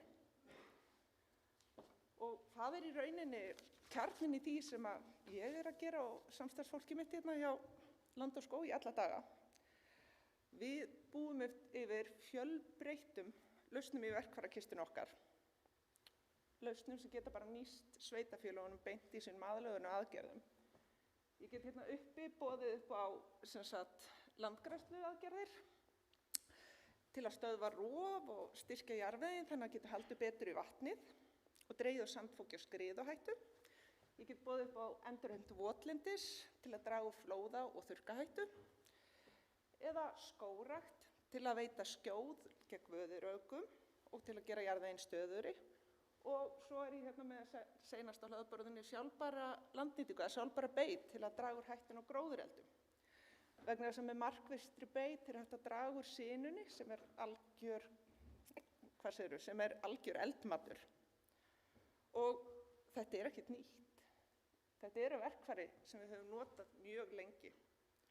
Þessi mynd var tekin á fyrri hluta 20. aldar, eins og sést á gæðunum og fötunum. Og þá ógnaði gífurlegur uppblástur og eyðing jarðvegsbyggða á Íslandi. Og til að leysa þennan vanda var farið að vinna við að stöðvita sandfok og endurheimta og vernda gróður. Fólkið í myndinni að gera það með skóflu og fötu, sér við hönd. Og við notuðum ekkert orðið náttúrumiðalausni, það frekar nýtt á nálinni. En það var í rauninni bara það sem þau voru að gera. Þau voru að nýta sér krafta náttúrunnar til að takast á við aðsteðjandi ógn. Og það tókst. Ef það hefði ekki tekist, þá væri ekki byggð á Hellu, Hvolsvelli, Þorlákshöfn, ég geti talið upp hérna miklu fleiri sveitarfélög, hérna á Suðurlandi sérstaklega. Það væri bara sandauð. Og kannski munurinn á okkur og þeim helst þá að í dag þá stöndum við fram fyrir nýjum áskorunum. Áskorunum sem eru þessar afleiðingar loftslagsbreytinga. En lausnin bara í grunninn sá sama. Við erum kannski með aðeins stálvirkari vinnuvélar og svona verkfæri heldur en bara föt og skóflu, en við verndum og styrkjum náttúrulegu kerfi svo þau geta tekist á við álagið. Það bara grunnurinn. Og nú langar mér aðeins að fara að segja frá nokkrum aðgerðum. Vernd. Fólk gleymir þessu stundum. Vernd aðgerð. Og þetta í rauninni en öflugasta og hagkvæmasta aðgerðin. Og bara það einfaldasta sem við getum gert. Að vernda þessi mikilvægi vistkerfi okkar og vernda þannig þess að getu náttúrunnar til að bregðast við loftslagsbreytingum. Við getum komið í veg fyrir framtíða vatnsskort eða flóð með því að haga skipulagi og innviðauppbyggingu þannig að við verndum votlendið og annan gróður sem tempra vatnsflæðið. Og við getum komið í veg fyrir skriðu framtíðarinnar með því að vernda gróður í hlíðum. Og við getum bara vernda það sem ekki þegar raskað. En við getum stýrt núna því hvað við erum að gera í dag og vernda það sem hægt að vernda. Og þar sem við erum búin að raska hlutunum, þá þurfum við að fara að skoða það að endurheimta og styrkt þannig getur náttúrunnar til að takast á við framtíðarbreytingar. Og hér nýlega endurheimtuvotlendi. Það á alveg eftir að jafna sig betur og verða svona náttúrulegra í útliti, en við sjáum vel á myndinni hvernig það aðgerðir sem farið var í. Það voru sett svona, það var verið að hindra vatnsflæðið úr skurðunum. Við sjáum þetta hérna þverböndin sem hafa verið fyllt upp í. Og við sjáum vel hvernig þetta hefur stöðvað reynslu. Núna í staðinn fyrir það að vatnið bara flæði út í sjó, þá helst það á svæðinu. Og það ekki bara að vatnsstaðan hafi hækkað og vatnið safnað saman eins og polla sem við sjáum, heldur alls staðar á grænu svæðunum á milli, þar hefur líka vatnsstaðan hækkað. Við höfum svona náð að endurræsa þessi svampáhrif sem votlendið hefur. En endurheimtin dugar ekki ein og sér ef við höldum bara áfram að ganga á kerfið. Og til aðlögun verði varanlega þá þurfum við að hugsa hvernig við nýtum landið og þar kemur sjálfbær landnýtingin. Og það í rauninni að tryggja það að við séum að nýta landið þannig að gæði þess skerðist ekki til framtíðar. Og þegar við bara nýtum landið í samræmi við burðargetu þess, styrkjum við ekki bara vistkerfið, heldur minnkum líka þennan framtíðarkostnað. Við þurfum kannski að fara ákveðna leið í uppbyggingu til þess að styrkja þetta. En við erum að spara framtíðarkostnað og byggja upp þessa seiglu í samfélaginu. Og það var svolítið verið að ræða skóga áðan. Og skógur og skógrækt geta verið mjög öflug aðlögunaraðgerð, meðal annars með því að skapa skjól gegn veðuröfgum, vernda jarðveg og bæta vatnsbúskap.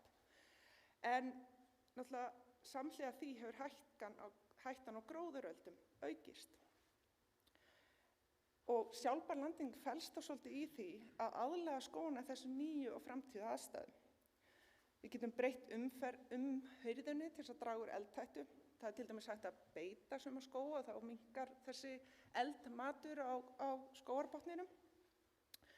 Við getum hólfað skógana niður, meðal annars með þessum varnarlínum sem að Gunnar var að tala hérna áðan. Og við getum með slóðakerfi tryggt aðgengi fyrir tæki. Og síðan getum við náttúrulega líka bara gert að hugsa svolítið, þar sem við erum að fara í nýskógrækt, að hugsa til þess, aðlaga skógana framtíðar ástæðum. Nota réttu tegundir, kvæmi og hanna það þannig að við minnkum sem mest eldhættuna og það bara hluta því sem við erum að vinna í dag. Það bara margt hægt að gera. En ég ætla að vona svona, þegar við erum komin á þennan stað í fyrirlestur, þá sé þið eins og ég búin að aðhyllast því hvað náttúrumeðlausnir eru frábærar. En það svolítið eitt að tala þetta og annað svona bara, þetta frábært, en hvernig gerum við þetta? Hvar gerum við þetta? Það eru áskorunnar sem sveitarfélögin standa frammi fyrir. Þið hafi allar þessar aðgerðir sem við getum farið í, en bara hvað, hvernig og hvar. Og þetta ekkert endilega alltaf auðvelt. Fæst sveitarfélög hafa innanborðs fólk með sérþekking og náttúrumiðuðum lausnum. Og það líka stundur svolítið erfitt að sjá tengingarnar. Ég tengdi svolítið við Gunnar hérna þegar hann var að tala að hvaða sveitarfélög ætti að standa fyrir kostnaðinum aðgerðunum. Til dæmis bara ef við hugsum vatnsskort einhvers staðar, nálægt sjó, hann gæti bara verið vegna þess að einhvers staðar í öðru sveitarfélagi ofar í vatnsviðinu hefur verið eytt öllum gróðri og votendinu. Og hver á þá að fara í aðgerðina þá? Á höfuðborgarsvæðinu til dæmis rosa mikið sandfúkstundum í ákveðnum veðrum. Og þetta gerist vegna þess að það hefur upptökin eiga sér stað mörg hundur kílómetri einhvers staðar í burtu. Og aðgerðir til að stöðva það, sandfok fælist á því að fara í uppgræðslur einhvers staðar allt annar staðar, hvergi nálægt Reykjavík. Og þetta skapar svona ákveðið flækjustig. En þetta er bara eitthvað sem við þurfum að leysa. Ég er ekki með lausnin akkúrat hérna, en það er fullt af fólki hérna sem getur tekið það á. En eitt af því sem við þurfum að gera líka auka aðgengi sveitarfélaga og annarra upplýsingum. Og sem betur fer það aðgengi að aukast. Bara eins og til dæmis í tengslu við hérna C10-vinnuna og það sem búin að vera að sýna okkur hérna frá ráðuneytinu. Og mér fannst einmitt gaman að kíkja hans á aðgerðabankan hjá C10 hérna í morgun eftir að hafa búin að sýna upp að það er mikið af þeim aðgerðum sem það eru einmitt náttúrumiðar lausnir. Það er verið að tala votlendi og það er verið að tala að styrkja gróðurinn og svona. Það klínaði náttúruhjartað þá. Og síðan bara, hérna hjá Land og skógi, þá erum við með ráðgjafa allt land sem sveitarfélög bara líkt og allir aðrir geta leitað til. Þannig hvet ykkur til að tala við þau. Og svo bara líka alls konar vinn í gangi. Til dæmis hjá Land og skógi verið að vinna svokölluðum svæðisáætlunum í landgræðslu og skógrækt fyrir allt landi í samstarfi við sveitarfélög. Og þessi vinna nýtist beint hérna inn. Og í rauninni, þetta svolítið hluta því verkefni það sem við köllum C11. Og í byggðaráætlun heitir bætt landnotkun sveitarfélaga. Ég ætla bara nátengt hérna C10. Mér fannst ég smell passa bara hérna sem undirflokkur á að tengist beint inn í hérna 3. skrefið hjá Ragnhildi. Það er svo gaman að sjá hvernig þetta allt tengist. Og hérna sjáðu þið dæmi fyrstu svæðisáætlunina sem við höfum unnið fyrir Reykjanesbæ.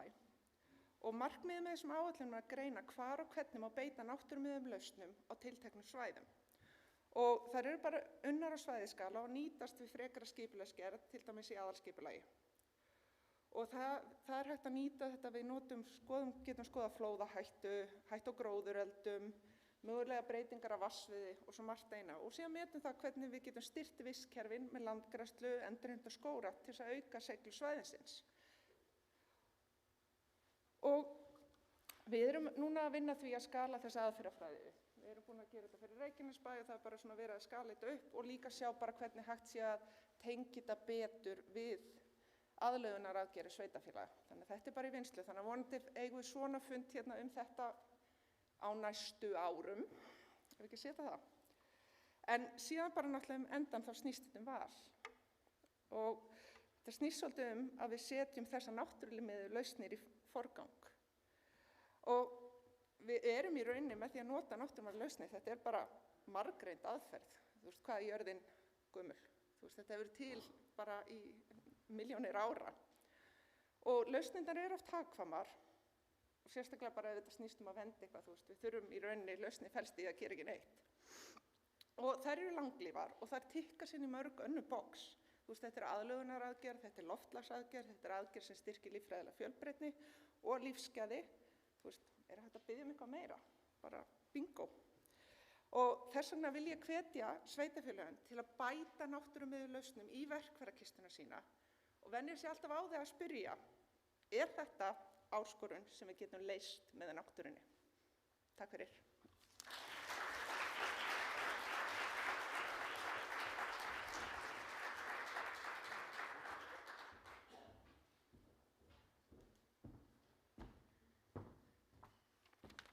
Kærar þakkir fyrir þetta.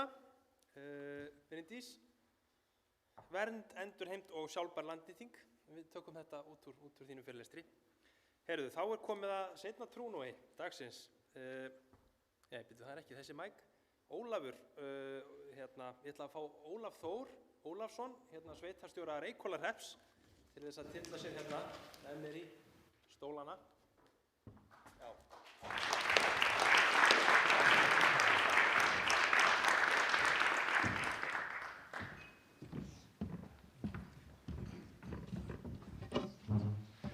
Já, þarna heyrist betur í okkur sko. Ég fekk nefnilega aðra ábendingu sko. Við þurfum að tala vel í mikrofónin. Já, það Svona upp á fólki í streyminu sko. Það með mikrofónu eins og önnu verkfæri, það þarf að nota þau rétt. Það er víst ábyggilegt. Heyrðu, áðan vorum við hérna með Gunnar í slökkvilistjóra í Vaðstígvélunum sko. Núna erum við kannski með svona einhverja svona þurrkahatta og ég veit það ekki, svona blauta klúta á höfðinu. Þetta nú dálítið svona einhver litið furðulegt sko og hérna þegar ég fór svona aðeins að skoða þetta þá hugsa maður, Ísland, við erum hérna eigum hvað mest ferskvatn á haus og hérna það er talað það sko ferskvatnsauðlindir landsins eru á við kannski 650 fullar akurrarlaugar á hvern haus á ári sko. Sjáu það fyrir ykkur og svona í þeim heimslutum þar sem að sko vatnsþurrðin er sko mest, þá er þetta kannski ein sundlaug sko, þannig að við eigum ógrynna vatni. En samt kemur það upp eins og hérna hjá þér í Reykhólahreppi að þið eruð að glíma við þurrka. Geturðu svona aðeins sagt okkur hvernig hérna, eða mér, af því að við erum nú bara trúnum hérna tveir, hvernig þessar birtingamyndir þurrka koma fram í sveitarfélaginu og hvernig þessar svona einhverja áskorunir því tengdar. Geturðu svona aðeins farið yfir þetta með okkur? Þurrkarnir birtast svona meðal annars í vatnsbólunum hjá okkur. Í Reykhólahreppi erum við með eitt þéttbýli og séum kannski með vísa tveimur öðrum, en eitt þéttbýli með vatnsból sem að bara eiga það til að þóttna upp. Og af því leiða svona alls konar vandamál. E. coli smitt getur komið eða hefur komið í þetta. Við getum lent í því að þurfa að loka fyrir þjónustu af því við hefum ekki vatn fyrir hana. Við lendum í því að fólk þarf út af mengun að sjóða allt vatn. Við lendum í því að fólk þarf að fara sparlega heima hjá sér. Við förum ekki í sturtu á hverju degi og svo framvegis sko.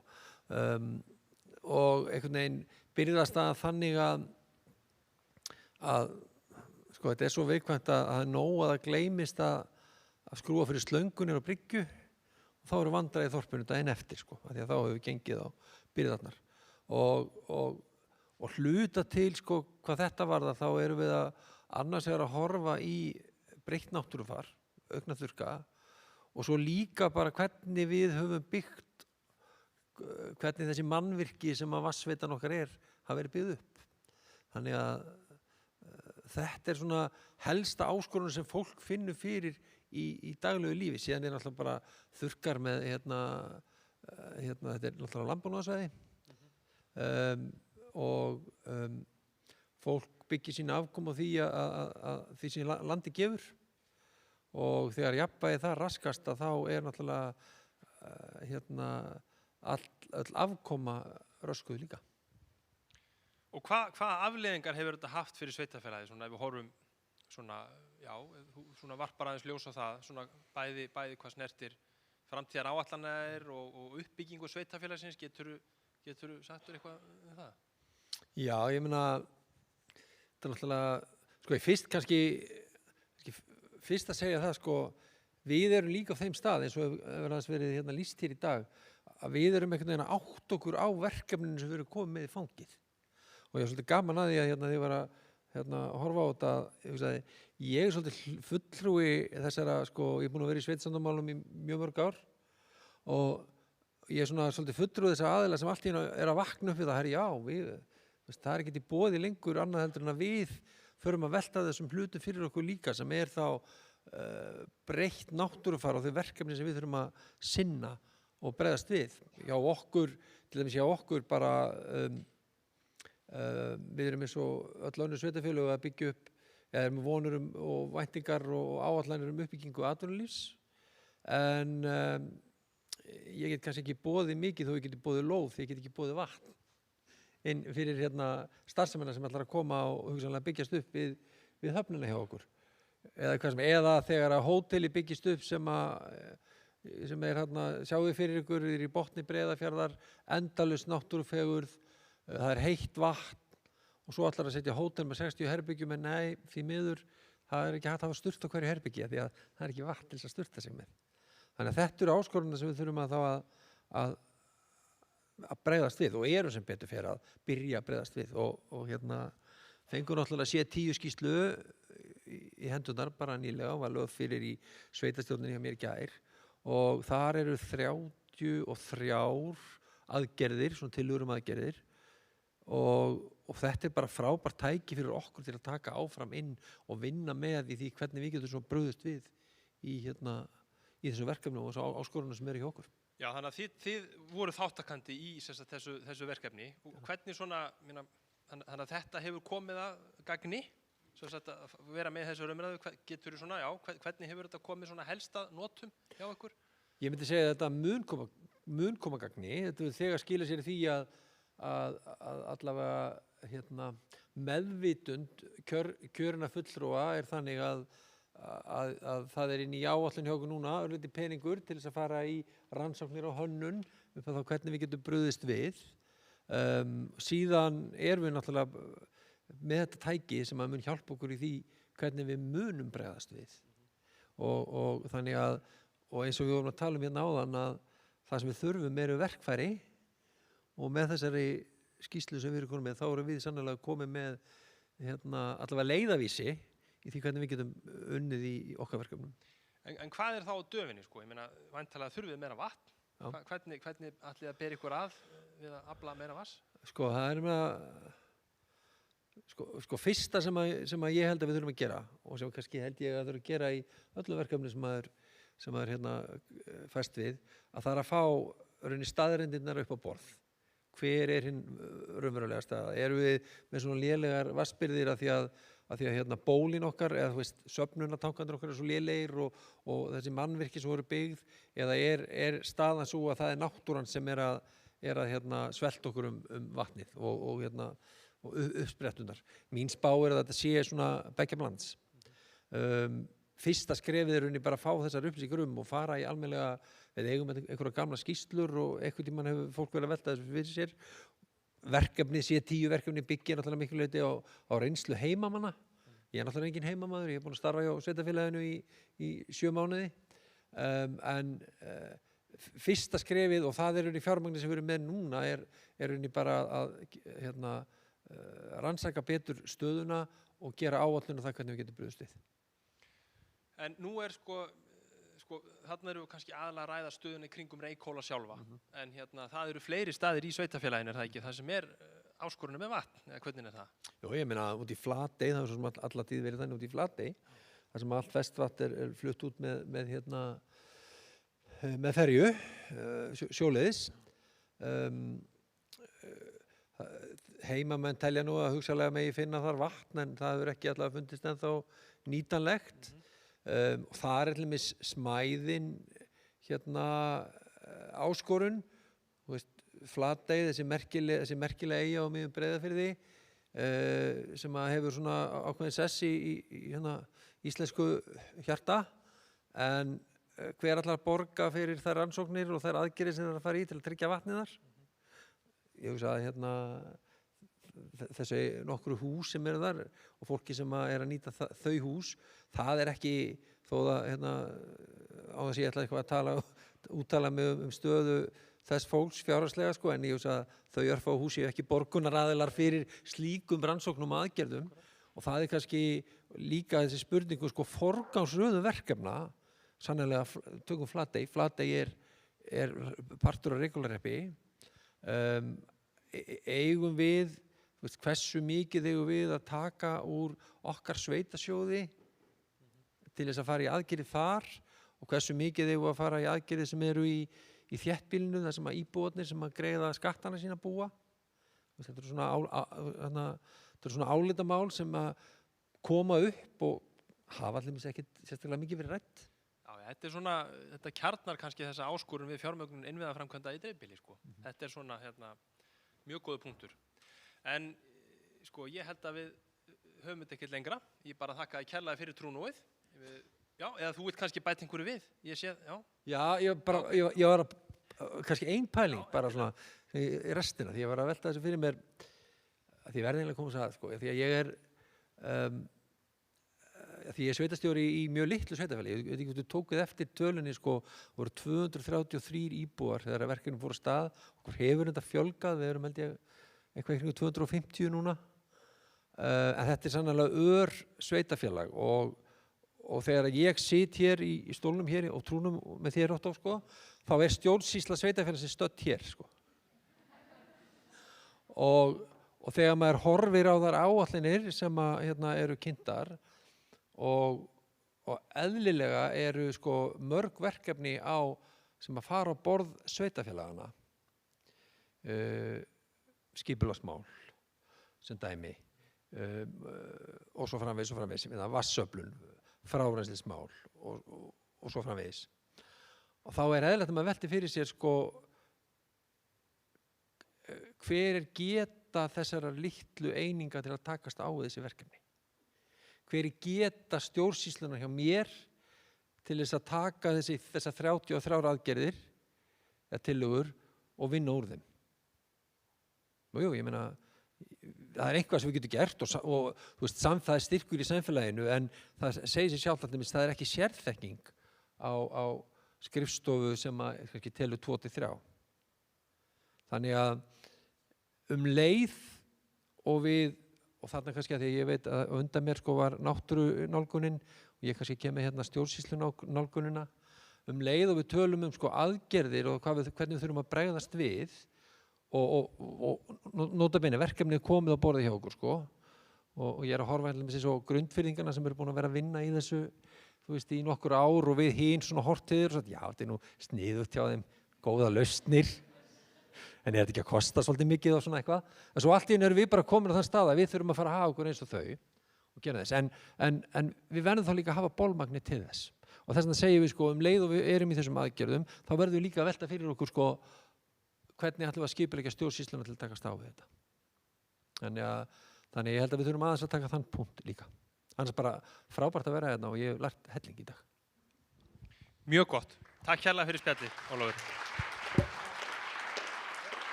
Þá er komið að seinna kaffi. Já, upp og sí.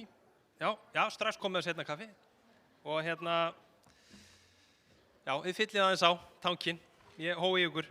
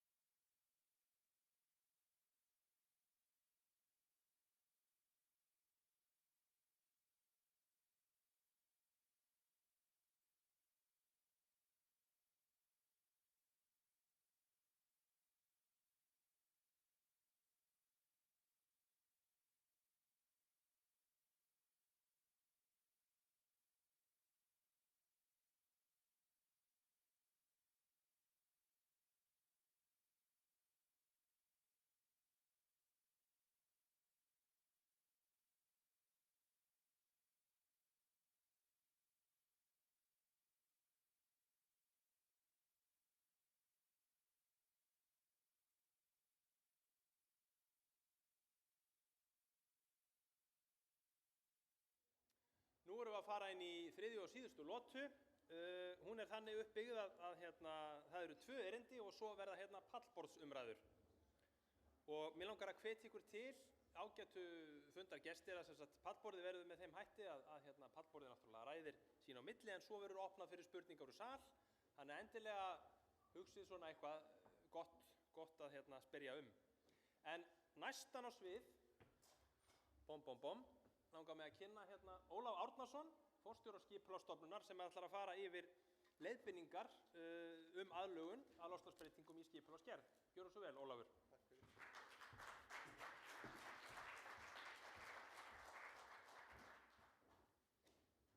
Komið sæl, til hamingju öll með þessa útgáfu.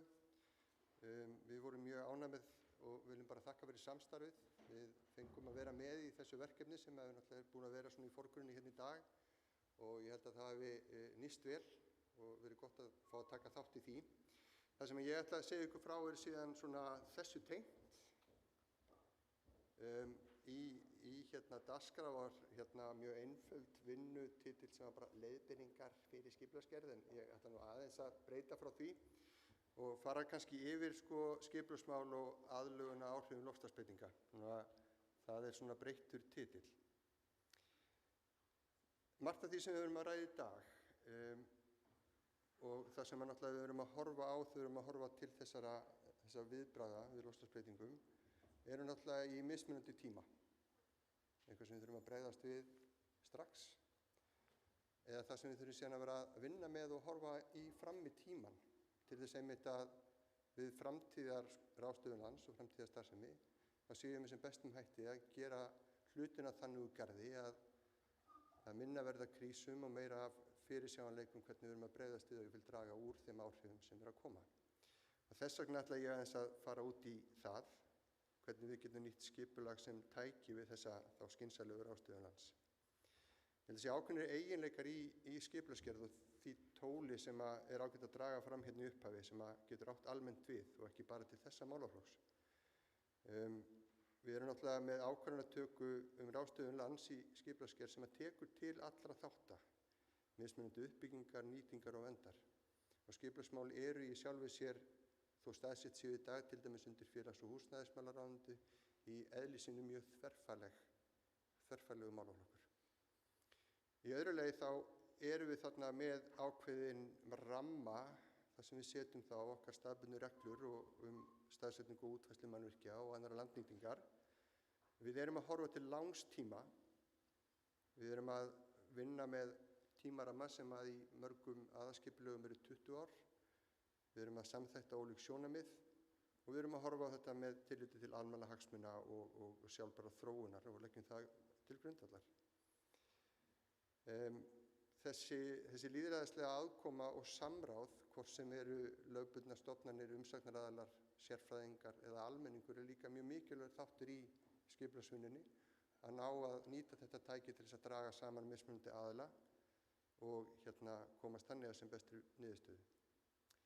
Fyrir utan það að umhverfismat áætlana er einnig, ef vel er beitt, mjög öflugt tæki til þess að horfa til þeirra áskorana eða þeirra mögulegu áhrifa sem gæti orðið af viðkomandi ákvörðunum eða þá til þeirra áhættuþátta sem þarf að taka tillit til við þær ákvarðanir sem við erum að taka. Nú er leyfi til mannvirkjagerðar og innviðuppbyggingar að sjálfsögðu síðan byggt á þessu og allt það sem við gerum til framtíðar á að vera í samræmi við skipulag. Þannig ef við horfum á þetta með tilliti til aðlögunar áhrifum af loftslagsbreytingum þá getum við sagt að þarna erum við þá með tæki þar sem við getum tryggt að ákvarðanir byggðu á landnýtingu taki mið að þekktri náttúruvá og umhverfisbreytingum og það séu gera ráðstafanir fram í tímann til þess að bregðast við væntum afleiðingum loftslagsbreytinga. Til dæmis með að laga staðsetningu og útfærslu byggðar að fyrirhuguðum atburðum eða fyrirséðum atburðum eða breytingum, hagnýta græna innviði til þess að einhvern hátt milda eða komi veg fyrir tjón, samþætta aðlögunar aðgerðir síðan við aðrar áherslur í skipulagsgerð og það er kannski ágætt að minnast á það. Það er þessi margþætti ávinningur sem getur verið af því að vera að vinna með þetta með þessum hætti. Því að aðgerðir sem að snúa til dæmis að viðbragði geta einnig verið góðar með tilliti til annarra þátta hvort sem aðgengi að grænum svæðum eða aukinni lýðheilsu, að jafnvel fjölbreyttara og betra bæjarrými og svo framvegis. Þannig að til þess að gera þetta þá sjálfsögðu þurfum við að hafa þetta mat á hættu og náttúruvá og við þurfum þar upplýsingar og það eru mjög mikilvægar þessar upplýsingar sem þurfa að liggja til grundvallar. Við þurfum síðan að hafa einhverja reglur eða viðmiðun það hvernig eigi að bregðast við væntri vá en saman ætti þetta að leiða til þess að skipulagsákvörðun sé þá tekið með skynsamlegum hætti með tilliti til þess sem við erum að vinna. Hvernig gerum við þetta hér? Mér finnst ég tala svo mikið nú fer ég að hraða mér. Sko, hérna ágætt og ég vildi draga aðeins fram samhengi hlutina. Við höfum til dæmis hér verið að heyra aðgerðaáætlunum viðbrögð við loftslagsbreytingum. Við erum að heyra til dæmis að upplýsingaöflun og ýmissi stefnumótun hér bæði hjá Veðurstofunni og fleirum og við erum mjög að vinna með mörgum stofnunum og sveitarfélögum í þessum málaflokki því að í rauninni okkar grundvöllur til dæmis sem vinni á skipulagsstofnun byggt á landsskipulagsstefnu. Þar eru settar ákveðnar áherslur ramma það sem eigi að líta til við gerð skipulags. Þetta síðan leiðir af sér þá áherslur sem að skila sér inn í svæðis- eða aðalskipulagsvinnu og niður í deiliskipulag. Til viðbótar við þetta erum við mjög meðvituð það að landsskipulagsstefna og ýmsar aðrar áætlanir þurfa að spila saman og tala saman. Það eru aðgerðir sem koma fram í byggðaáætlun, jafnvel aðgerðir í rammaáætlun, samgönguáætlun og öðru slíku, sem þurfa svo vel að spila saman við bæði þann ramma sem við setjum með skipulagsgerð í landsskipulagsstefnu og þetta þarf að skila sér síðan inn til sveitarfélagana. Loftslagsmál eru þannig í eðli sínu að ég held að þetta samspil og þessi samvinna sé mjög mikilvæg til þess að við náðum góðum árangri. Það ekki þannig að hvert og eitt sveitarfélag geti leyst alla hluti sjálft og það ekki þannig að hver og ein ríkisstofnun sem hefur einhver ákveðið afmarkað hlutverk geti heldur leyst sín mál algjörlega í einrúmi. Þetta samvinna og skipulagsmál eru mjög mikilvægt tæki í þessari vinnu. Ég svona rétt til þess að taka dæmi aðlögunaráætlun stjórnvalda 2060-30 þá þetta svona listi sem ég ætla ekki að fara neitt nánar í ýmsar aðgerðir sem að tengjast skipulagsmálum á einhvern hátt.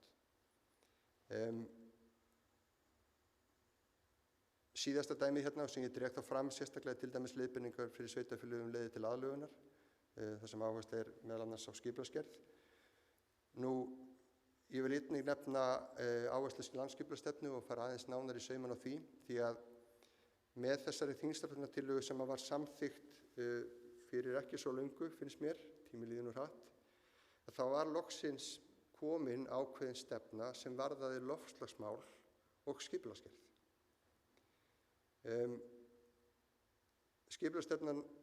Landsskipulagsstefnan sett fram með þann hátt að hún markar stefnu landnýtingu fyrir miðhálendi Íslands, fyrir dreifbýli, fyrir þéttbýli og fyrir haf- og strandsvæði. En hún byggir á 3 meginstoðum líka sem eru þessi meginmarkmið vernd umhverfis og náttúru, velsæld samfélags og samkeppnishæft atvinnulíf. Þannig að í landsskipulagsstefnu eru sett fram viðeigandi markmið fyrir hvert af þessum lykilsvæðum okkar með tilliti til þessara 3 markmiða. Í samþykkti landsskipulagsstefnu undir þá flokknum velsæld samfélags sett fram tiltölulega opin markmið það að skipulag feli í sér stefnu aðlögun að loftslagsbreytingum sem styrkir viðnámsþrótt viðkomandi samfélags til langs tíma. Þetta þá orðið okkar hlutverk meðal annars hjá Skipulagsstofnun að stuðla því að þetta verði áhersla við skipulagsgerð viðkomandi sveitarfélaga. Síðan eru settar fram ákveðnar áherslur fyrir viðkomandi svæði. Ég vil taka sem dæmi framfylgd skipulagsgerðar miðhálendi Íslands. Þar sé eftir því sem við á tekið tillit til loftslagstengdrar náttúruvár og áhrifa loftslagsbreytinga á innviði. Varðandi dreifbýli og þéttbýli eru sett fram nokkur markmið að við framfylgd við skipulagsgerð við dreifbýli og þéttbýli þá sé greint hvaða áskoranir að vænta til langs tíma vegna afleiðinga loftslagsbreytinga. Tekið verið tillit til breytinga svo sem rennsli eða breytingum með rennsli eða farvegum jökulága, flóðahættu og svo framvegis og byggt verið á bestu fáanlegu upplýsingum við viðkomandi áhrif. Þetta ennþá náttúrulega dálítið opið en þetta gefur okkur ákveðið verkefni. í framfylgd landsskipulagsstefnu, bæði við okkar áherslur, við aðstoð sveitarfélög í okkar lögbundna hlutverki við undirbúning skipulagsáætlana, en ekki síður við önnur framfylgdarverkefni, meðal annars leiðbeiningagerð. En ég er búin að rosalega langan inngang núna að einhverju sem heitir leiðbeiningagerð, ekki satt. Svona síðustu svo ég klárið þetta, þá erum við hérna með áherslur einnig innan þéttbýlis sérstaklega sem að snúa einmitt að einhverju sem við getum sagt að sé bæði að taka á náttúruvá, en ekki síður að því að horfa til þess hvernig það geti þá bætt okkar bæjarrými. Framfylgdarverkefni sem við erum með og hver er svona grundvöllur þessara leiðbeininga sem nú er unnið að, þær eru í rauninni að spretta bæður aðgerðaáætlun, þær eru að spretta úr byggðaáætlun og þær eru verkefni sem eru þegar komnar inn í framfylgdarverkefni landsskipulagsstefnu. Við byggjum að mjög traustum grunni þar. Verkefnin eru 2 og ég ætla ekki að lesa þetta hér nema bara forsíðuna við titilinn. Það er annars vegar mótun verkferla og leiðbeininga fyrir aðlögun sveitarfélaga áhrifum loftslagsbreytinga. Þetta er í rauninni það verkefni sem hefur verið kynnt hér í dag sem að skilgreinda ákveðin hátt okkar þátttöku í því verkefni. En það sem er rammað hérna inn og ég get ekki lesið, kannski þið, er að í kjölfar þess að þessar leiðbeiningar sem nú eru að vera að ræða í dag sem við gefnar út, þá verði unnar nánari leiðbeiningar fyrir skipulagsgerð viðbrögð við loftslagsbreytingum. Og það er verkefni sem við hjá Skipulagsstofnun erum með í okkar höndum. En til viðbótar er önnur aðgerð sem er skipulagsgerð sem styðji við markmið kolefnishlutleysi. Þannig að hér er rauninni verið að taka þá, getum við sagt, utan alla þætti sem varða loftslag, ekki bara aðlögun að breytingu, heldur ekki síður minni losun, meiri bindingu. Þannig að það leiðbeiningar sem við erum að vinna núna þetta ofangreint, þær eru unnar á þann hátt að við ætlum að vinna þetta sem vefútgáfu. Ástæðan er sú að það er mjög mikið af gögnum og það er mjög margt í gangi hjá svo mörgum öðrum af þeim samstarfsaðilum sem við erum með, þar sem við verðum að geta uppfært þessar leiðbeiningar eftir því sem betri gögn berast, eftir því sem stefnur þróast og svo framvegis. Við erum í þessu verkefni ekki að ná neirum árangri nema að vera í mikilli samvinnu við sveitarfélögin og lykilstofnanir. Ég get nefnt Veðurstofuna, Vegagerðina. Við höfum verið í talsverðu samtali við náttúruhamfaratryggingu varðandi bara skipulagsgerð yfirleitt og ég geti nefnt fleiri dæmi stofnanir. Nýlega fékk Land og skógur til dæmis sjá okkur draft af leiðbeiningum til þess að fara yfir efnistök og sjá með hvaða hætti þau gætu aðstoða okkur við gerð þessara leiðbeininga. En efnistökin eru þau og þið sáu nú kannski að það var talað 2024-2025. Þetta fór hins vegar ekkert að stað fyrir 2025, þannig að rétta er 2025-2026. En við væntum þess að vera komið langt með þessar leiðbeiningar á þessu ári. Þær verða settar upp með þessum hætti. Það er aðlögunin það sem við erum dálítið að horfa núna og reyna að setja í forgang að byrja á. Og við ætlum ekki að staldra við endilega með útgáfu sem það tilbúið en hitt eftir. Við ætlum að reyna að gera þetta líka þannig. En leiðbeiningarnar í heilsinni munu þá taka bæði aðlögun og ekki síður að þessum mótaðarsækjunum og því sem er svo mikilvægt að við getum notað skipulag í til þess einmitt bara að draga úr losun, auka bindingu og svo framvegis. Að lokum.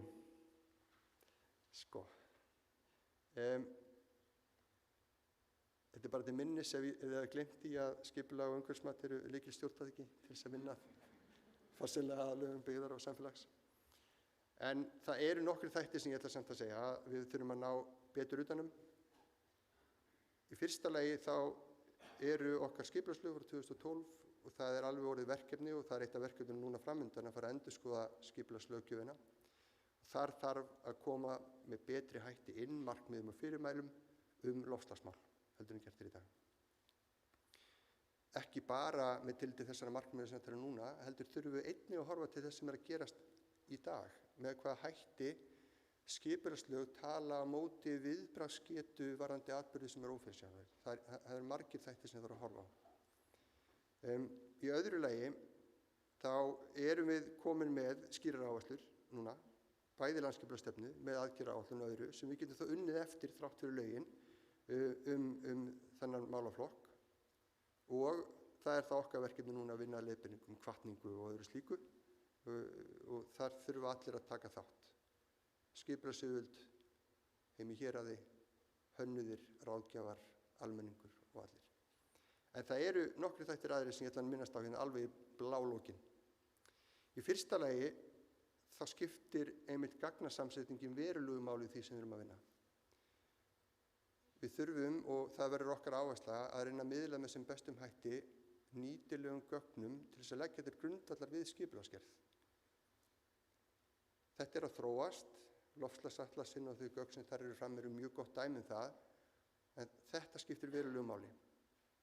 Í öðru lagi þá finnum við það að það er meiri háttar áskorun fyrir ýmsa náttúruvá, gerð náttúruvár, að viðmið þurfa að vera skýr. Hvað má ekki. Við höfum á góðum árangri ýmsa vá, ég nefni til dæmis reglugerð áhættumat vegna snjóflóða og skriðufalla, þar sem búið er að setja ramma í góðu samráði við alla hagsmunaaðila það hvernig nýta ber niðurstöður áhættumats. Hið sama þarf að gerast varðandi vatnsflóð, hið sama þarf að gera varðandi ýmislegt annað. Og svo síðustu þá þurfum við einhvern mælikvarða hvernig okkur gengur, stöðun og árangurinn í framfylgd. Og það er hluti af verkefni sem við erum með sem að kalla mælaborð stöðu skipulagsmála sem við erum einnig með í undirbúningi. Og þá þakka ég fyrir mig.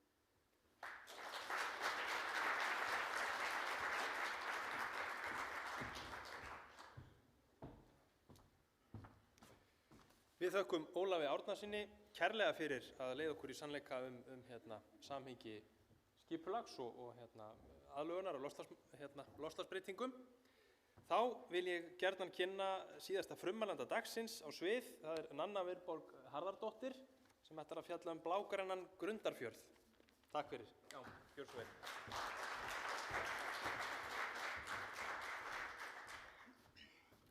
Góðan daginn.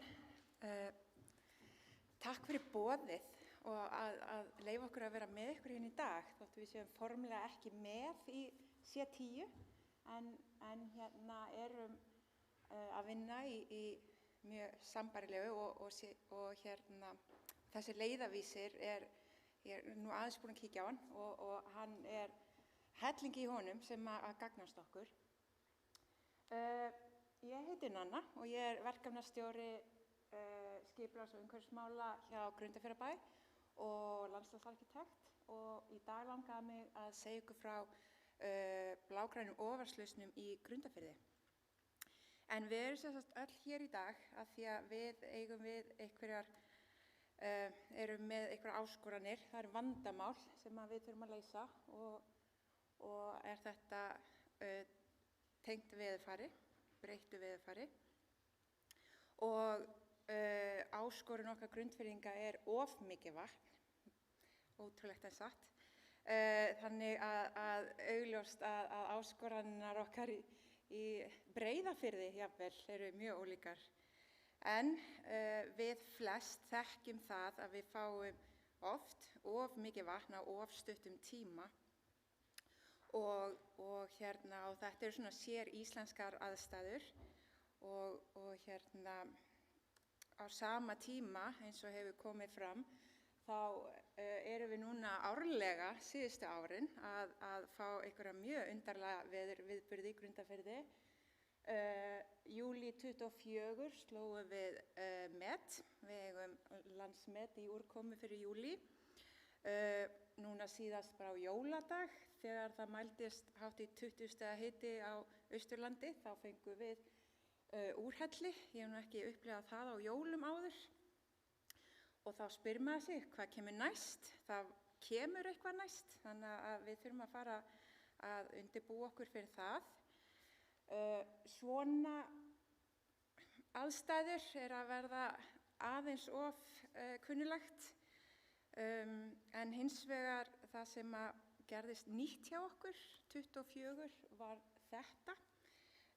Þarna fengum við í metmánuðinum okkar, þarna í júlí, fengum við aurskriður og við höfum aldrei fengið aurskriður af þessari stærðargráðu og svo nálægt bænum. Þannig að enn og aftur erum við minnt á að veðurfarið er að breytast og við þurfum að fara að bregðast við. Og svo allt þetta vatn fer eitthvað skólast til þarna, en allt þetta vatn fer ofan í fráveitukerfið og við reynum að dæla þessu út í sjó. Og í Grundarfirði erum við með einfalt kerfi þar sem að skólp og ofanvatn fer saman og þessu er pumpað út úr 7 útrásum og engin hreinsun, sem er eiginlega bara skandall fyrir árið 2026 að hér sé óhreinsað skólp sett út í sjó. En í fyrra aðalskipulagi sem féll úr gildi 2019 þá var gert ráð fyrir að tengja allar útrásinnar saman með einni pípu sem átti að fara meðfram allri strandlengjunni í eina dælustöð sem átti að vera staðsett hana fremst á nesunu og pumpa öllu klappinu út á stórstreymi. Kostnaðurinn fyrir þetta er svo stjarnfræðilegur að þetta bara var algjörlega ógerlegt og er ennþá ógerlegt. Þannig að þetta hefur bara ekki gerst og á sama tíma er aukinn þrýstingur á veitukerfið vegna aukinna úrkomu og vaxandi þéttbýlis. Og bæta við erum að fá töluvert mikið af ferðamönnum og þeirra neysluvenjur eru öðruvísi og með þeim fylgir aukið vatnsmagn líka. Þannig að við erum búin að átta okkur á því að við þurfum að gera eitthvað. Kerfið okkar er orðið of lítið, það annar ekki vatnsmagninu, sérstaklega þegar rigning. Þannig að það var ákveðið að prófa að byrja á hinum endanum. Við ætlum ekki að reyna að eiga við útrásirnar, við ætlum að byrja á því að stoppa vatnið áður að fer ofan í kerfið. Og þá eru það fyrstu skrefin. Það var sem sagt í janúar 2019 þegar var verið að vinna í nýju aðalskipulagi. Þá ákvað bæjarstjórn að setja stefnu innleiðingu á blágrænu ofanvatnslausnum. Þetta átti sem sagt að bæta fráveitumálin og draga úr álaginu. Við ætlum að styðja við líffræðilega fjölbreytni og skila af okkur hreina vatni til sjávar. Það er það sem að náttúrumiðalausnir gera. Við erum að auka aðgengi og gæði almenningsrýma og svo erum við að byggja upp öruggari samgöngur innan bæjar og stuðla að aukinni hreyfingu gangandi og svo hjólreiðar. Og við ætlum sem sagt að setja upp blágrænar ofanvatnslausnir. En hvað eru blágrænar ofanvatnslausnir? Ég gæti haldið heilan fyrirlestur bara það, en ég ætla bara að kryfja þetta orð. Við erum með bláan sem stendur fyrir vatn og við erum með grænan sem stendur fyrir gróður og náttúru og svo erum við að finna lausnir á ofanvatninu. Og hvað er ofanvatn? Jú, það er regnvatn og leysingavatn sem rennur í fráveituna af manngerðum innviðum. Þannig að þetta er ekki flóknara en það. Við erum að nota grænar lausnir, náttúruna, eins og kom fram áðan, náttúran kann þetta og við ætlum að fara að læra henni með því til þess að finna lausnir á okkar áskorunum. Ef þið viljið fræðast nánar blágrænar ofanvatnslausnir og okkar verkefni þá bendi ég á heimasíðu Grundarfjarðarbæjar. Það er í vinnslu en þarna er okkar gagnabanki og þarna reynum við að miðla upplýsingum. En öll þessi undirbúningsvinna og það að við gátum markað sett stefnu, skýra stefnu í aðalskipulagið og erum byrjuð að vinna eftir því, að þá gerði það okkur kleift að sækja LIFE-styrk. Það hafa eitthvað skólast til titlanir þannig hjá mér, afsakið það, en LIFE er sem sagt styrktarumhverfi Evrópusambandsins og þeir eru með styrki fyrir sem sagt náttúrumiðalausnir til dæmis og við ásamt 23 öðrum stofnunum, fyrirtækjum og sveitarfélögum eru saman undir hatti Ice Water og tilgangur Ice Water er að skila af sér hreina vatni til sjávar. Þetta er sem sagt 6 ára verkefni, við erum búið með ár 1, þannig að við erum komin á ár 2 og við erum sem sagt öll að vinna að mjög fjölbreyttum verkefnum til að bæta innleiðingu vatnaáætlunar á Íslandi. Okkar hlutverk í Grundarfirði er sem sagt fókus á blágrænar ofanslausnir og með þeim ætlum við að skila af okkur hreinna vatni til sjávar. Heildarveltan af þessu verkefni hjá Grundarfjarðarbæ með sem sagt mótframlagi er 500 milljónir yfir það og við erum aðeins búin að skoða hvað myndi kosta. Það er ein gata hjá okkur 600 metrar sem er mikið álag á og þar er fráveitu pípan undir götunni, orðin of lítil, mikil vandamál þegar rignir. Stækka þessa pípu kostar eitthvað svipað. Þannig að bara svona að setja það í samhengi. En fyrir þennan pening ætlum við erum með 6 vinnupakka. Fyrst og fremst erum við að safna gögnum og kortleggja og þá sérstaklega kortleggja vatnafarið okkar. Hvaðan kemur vatnið, hvert ferða, hvar eru vandamálasvæðin og svo framvegis ásamt mörgum öðrum gögnum. Við erum í samstarfi við Land og skóg að útbúa áætlun endurheimt vistkerfa á upplandin okkar sem er græna svæðið ofan við bæinn. Markmiðið þar er að minnka magn vatns sem kemur niður í bæinn með því einmitt að búa til góðan svamp og og er það verkefni í vinnslu. Við erum á lokametrónum með að útbúa rammahluta aðalskipulags fyrir blágrænar ofanslausnir og ég ætla aðeins að útskýra það betur hér á eftir. Við erum að fara í framkvæmdir, við erum að taka fyrir 4 götur, merktar hérna í gulu og flest öll græn svæði í bænum sem þið sjáið á þessu korti. En þegar ég segi götur þá er ég ekki að tala að rífa upp alla götuna, heldur erum við einungis að eiga við gangstéttar og útbúa svo regnbeð á milli gangstétta og götu. Við þurfum hvort eð er að endurnýja gangstéttarnar okkar sem að flestar eru síðan 1970, jafnvel fyrr, þannig að það komið tíma á þær margar og nota tækifæri til þess að setja upp ofan jarðar fráveitukerfi. Svo erum við búin að skilgreina þannig 3 votlendisgarða sem að eiga að aðstoða okkar í þessum ofsaviðburðum og svo 6 önnur opin svæði sem að búið er að skilgreina sem mjög mikilvæg söfnunarsvæði. Við ætlum að miðla upplýsingum og fræða, nákvæmlega það sem ég er að gera í dag, þannig að ég er í boði Evrópusambandsins hér í dag. Þetta finnst mér eitt af því mikilvægasta í þessum verkefni. Það þjónar engu tilgang að vera að gera allt þetta ef að enginn skilur af hverju við erum að þessu. Og svo í lokin ætlum við, eins og þið eruð að kynna hér í dag, árið 2030 ætlum við kannski að standa hér og kynna leiðbeiningahandbók þessa vegferð okkar. Allt frá því við tókum ákvörðun að setja þetta í aðalskipulag og þar til framkvæmdum er lokið.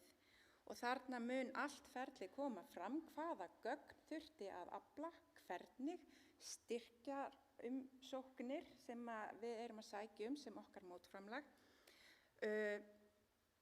og svo framvegis. Þannig að þetta á að gagnast öllum hinum.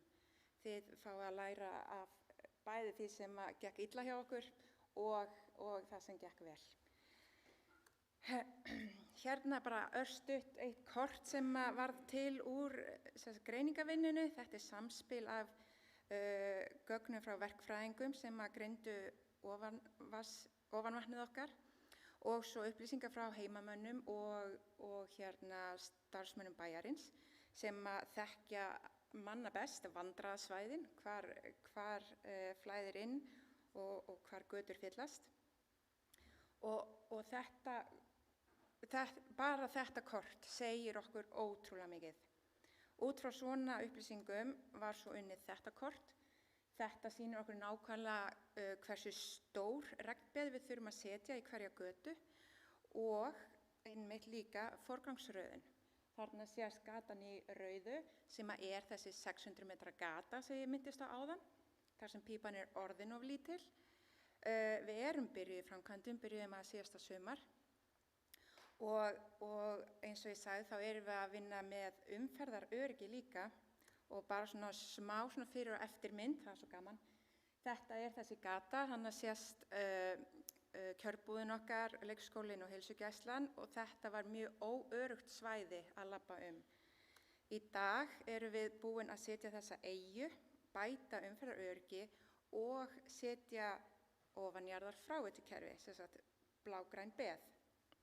En þetta er verk í vinnslu, þessi tiltekna framkvæmd er ekki alveg lokið.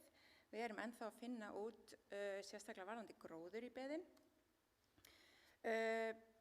Þessi rammahluti sem ég minntist á áðan er að fara í auglýsingu bara á morgun þegar ég kemst í vinnuna aftur. Þá fer hann í auglýsingu á skipulagsgáttinni og þið getið flett því upp þar. En þarna erum við að útbúa ramma ofanvatnið okkar og hérna ótrúlega mikilvægt plagg. Þetta er greiningavinnan. Þannig að núna alltaf þegar við förum í skipulagsvinnu, þá getum við bara opnað þetta plagg. Ok, vatnið rennur svona, það fer þangað. Þetta eru leiðbeiningar sem við höfum fyrir þessa tilteknu götu. Þannig erum við búin að afla okkur upplýsinga allt þéttbýlið. Og svona í lokin skipulagsmálin, stóru grænu flekkirnir eru sem sagt deiliskipulög sem eru tilbúin eða á lokametrónum og innihalda öll mjög stífar kvaðir blágræn ofarslausnir. Þannig að núna er bara að bretta upp ermarnar og fræða lóðarhafa hvernig þeir eiga að bera sig að þegar þeir fá úthlutaða lóð og hér er til dæmis íbúabyggð þar sem búið er að gera ráð fyrir alveg 3 raðhúsalóðum og þar á að leiða allt ofanvatn í sem sagt regnvatnsskarð sem myndast hana við og þá er það svolítið undir okkur að fólk hafi réttu fræðsluna og tólin til þess að geta framkvæmt það sem við erum að biðja Iðnaðar- og athafnasvæði sem er byrjað í framkvæmdum. Við erum að bæta hana við 2 eða 3 nýju götum og allar nýja lóðir við þessa götur hafa mjög ströng skilyrði blágræn ofarslausnir og einnig mengunarvarnir. Og svo í lokin, þetta mál er einmitt að fara í auglýsingu núna eftir helgi. Þetta er sem sagt landfylling og þarna eru 2 mjög mikilvæg vatnssvæði, annars vegar Árós sem fer þarna út í sjó og þá er núna gert ráð fyrir að hann megi verða brjálaður og flæða út allt og en á sama tíma er þetta líka útivistarsvæði þegar ekki ofsarigning. Og eins og ég sýndi ykkur áðan þá voru þannig 3 götur sem að liggja þvert á bæinn og núna er gert ráð fyrir að á höfninni þá megi sem sagt afgangsvatn af þessum götum renna örugga leið í gegnum höfnina og út í sjó. Og þetta þarf að hanna ótrúlega vel af því að við fáum mjög mikið af skemmtiferðaskipum á sumrin, mikið af ferðamönnum og erum með mjög mikil umsvif á höfninni. Þannig að mjög margir hagsmunaaðilar sem að þarf að ræða við og geðjast. En þetta er bara, mér finnst við vera á réttri leið og já, hlakka til að fara þessa vegferð með öllum hinum. Takk fyrir.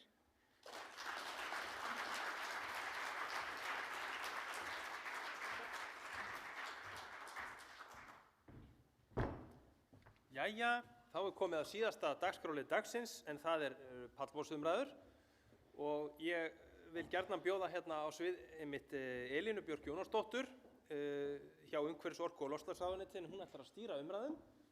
Þá vil ég fá hérna í sæti Björg Ágústsdóttur sem er mitt bæjarstjóri Grundarfjarðarbæjar, Pétur Inga Haraldsson, skipulagsfulltrúa hjá Akureyrarbæ, Eyrúnu Fríðu Árnadóttur, formann bæjarráðs sveitarfélagsins Hornafjarðar og svo Magnús Frey Sigurkarlsson, sérfræðing hjá Byggðastofnun.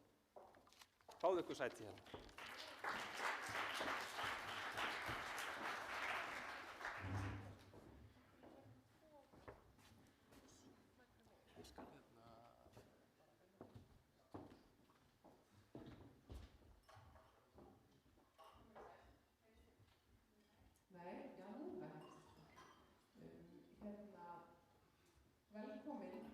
Þetta er búið að vera ofsalega áhugavert og ég gerir ráð fyrir því að þið hafið öll kveikt aðeins á heilanum og hérna eruð búið að halda til haga spurningum. Þannig að það verður hérna einhver sem kemur til með að fara með mikrofón salinn. Ef að þið þurfið örlítið fleiri mínútur til þess að undirbúa ykkur, þá ætlum við að byrja reyndar á því að fá hérna smá svona framsögu frá pallborðs þátttakendunum okkar. Þetta er ekki lærður hérna fyrirlestur að neinu leyti, heldur bara langar okkur að heyra svona hver þið eruð og hvernig þið komið að aðlögunarmálum. Við ætla bara rétt að, já, þú getur fengið það. Gjörðu svo vel. Komið í sæl, heyriði mér, eða ekki? Ég heiti Pétur og er skipulagsfulltrúi Akureyrarbæjar og ég kem þannig að málum að loftslagsbreytingar hafa áhrif á umhverfið og það er með áhrif á því hvernig við nýtum landið og umhverfið og eins og við vitum öll að þá ákveðum við skipulagi hvernig við ætlum að nýta það. Þau svona mál sem búið fjallum í dag sem haft mest áhrif á okkur undan farið, það er flóðahætta. Eins og kom fram hérna fyrir í dag að þá hefur verið hérna vatn gengi á land hérna á Oddeyrinni, bara alla tíð má segja, síðast 2022. Og það er eitthvað sem við þurfum að skoða og hækkun sjávar vegna loftslagsbreytinga hefur náttúrulega eykur þessa hættu. Þetta er land sem við viljum halda áfram að nýta, þannig að við erum alltaf að skoða hvernig við getum haldið áfram að nýta það og þetta hefur þegar haft áhrif. Ég veit ekki, það eru hérna 2 lítil hvalaskoðunarhús hérna austan megin við Hof. Þegar þau fóru í byggingu þá þurftum við að hækka gólfkvóta húsana held ég 50 cm miðað við fyrri áætlanir. Þannig að sjávarflóð eru kannski aðalmálin hjá okkur núna og verða það áfram. Takk fyrir. Beðið þeim að hérna, þið deilið þessum mikrofóni, svo er annar þarna hérna. Góðlega. Já, ég heiti Björg og er bæjarstjóri í Grundarfirði.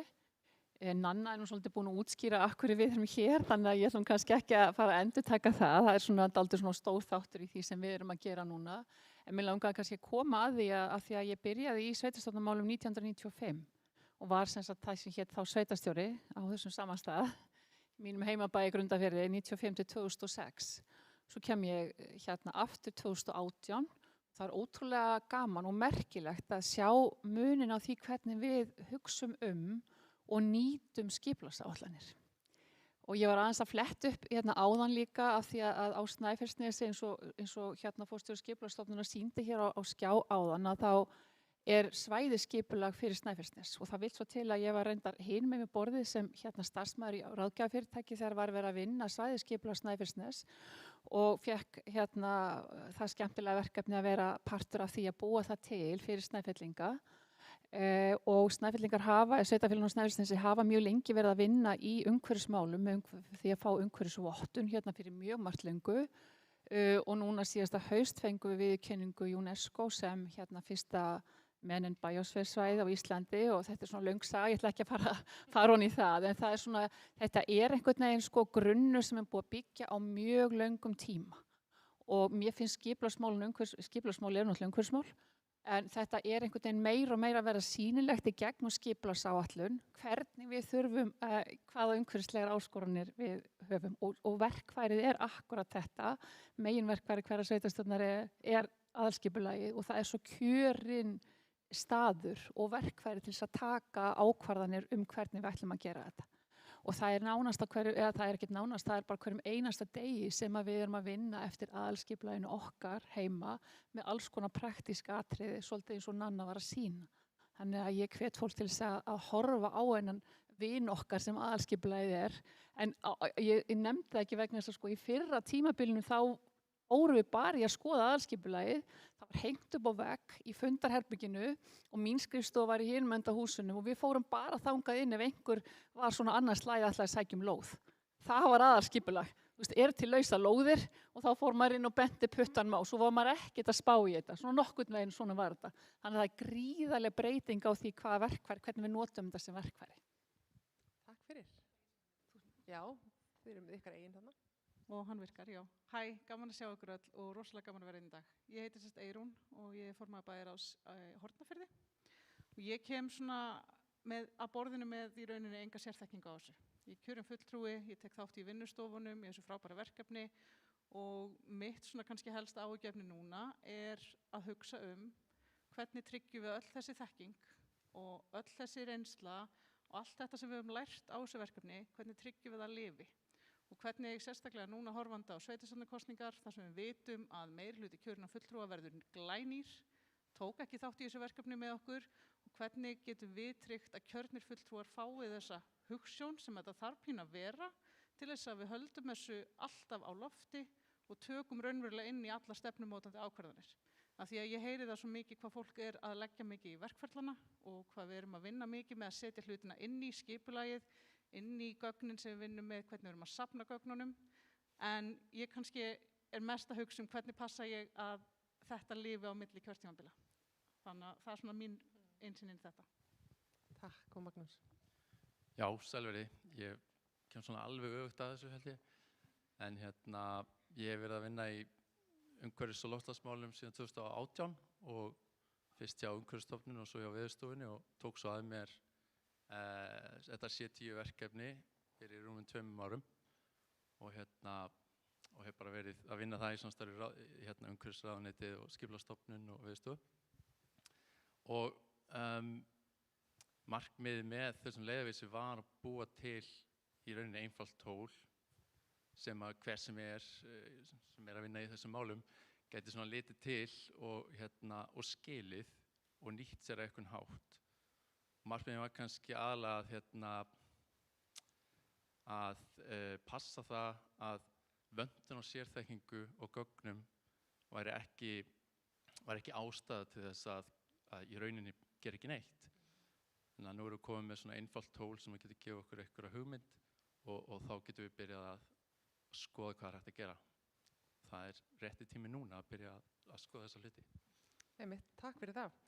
Við höfum auðvitað búin að fá mjög mikið af fyrirlesturum núna í dag og það kom náttúrulega mjög svona mikið fram bæði hjá Ragnhildi og fleirum að það er eitt að koma hlutum á dagskrá og annað að halda þeim á dagskrá sem er kannski svolítið eins og þú ert að vísa til Eyrún og þú aðeins líka Björg. Það er kannski spurning það þarf auðvitað að takast á við alls konar sem gerist, það flæðir á Oddarinni og það eru skyndilega komnar skriður í Grundarfirði og höfnin rís á höfn í Hornafirði. En svona þessi grunnur einmitt að halda þekkingunni lifandi og málunum á dagskrá, hvernig höfum við lausnir við því svona í dagsins önn? Þannig að við séum ekki bara að taka þetta upp þegar eitthvað gerist.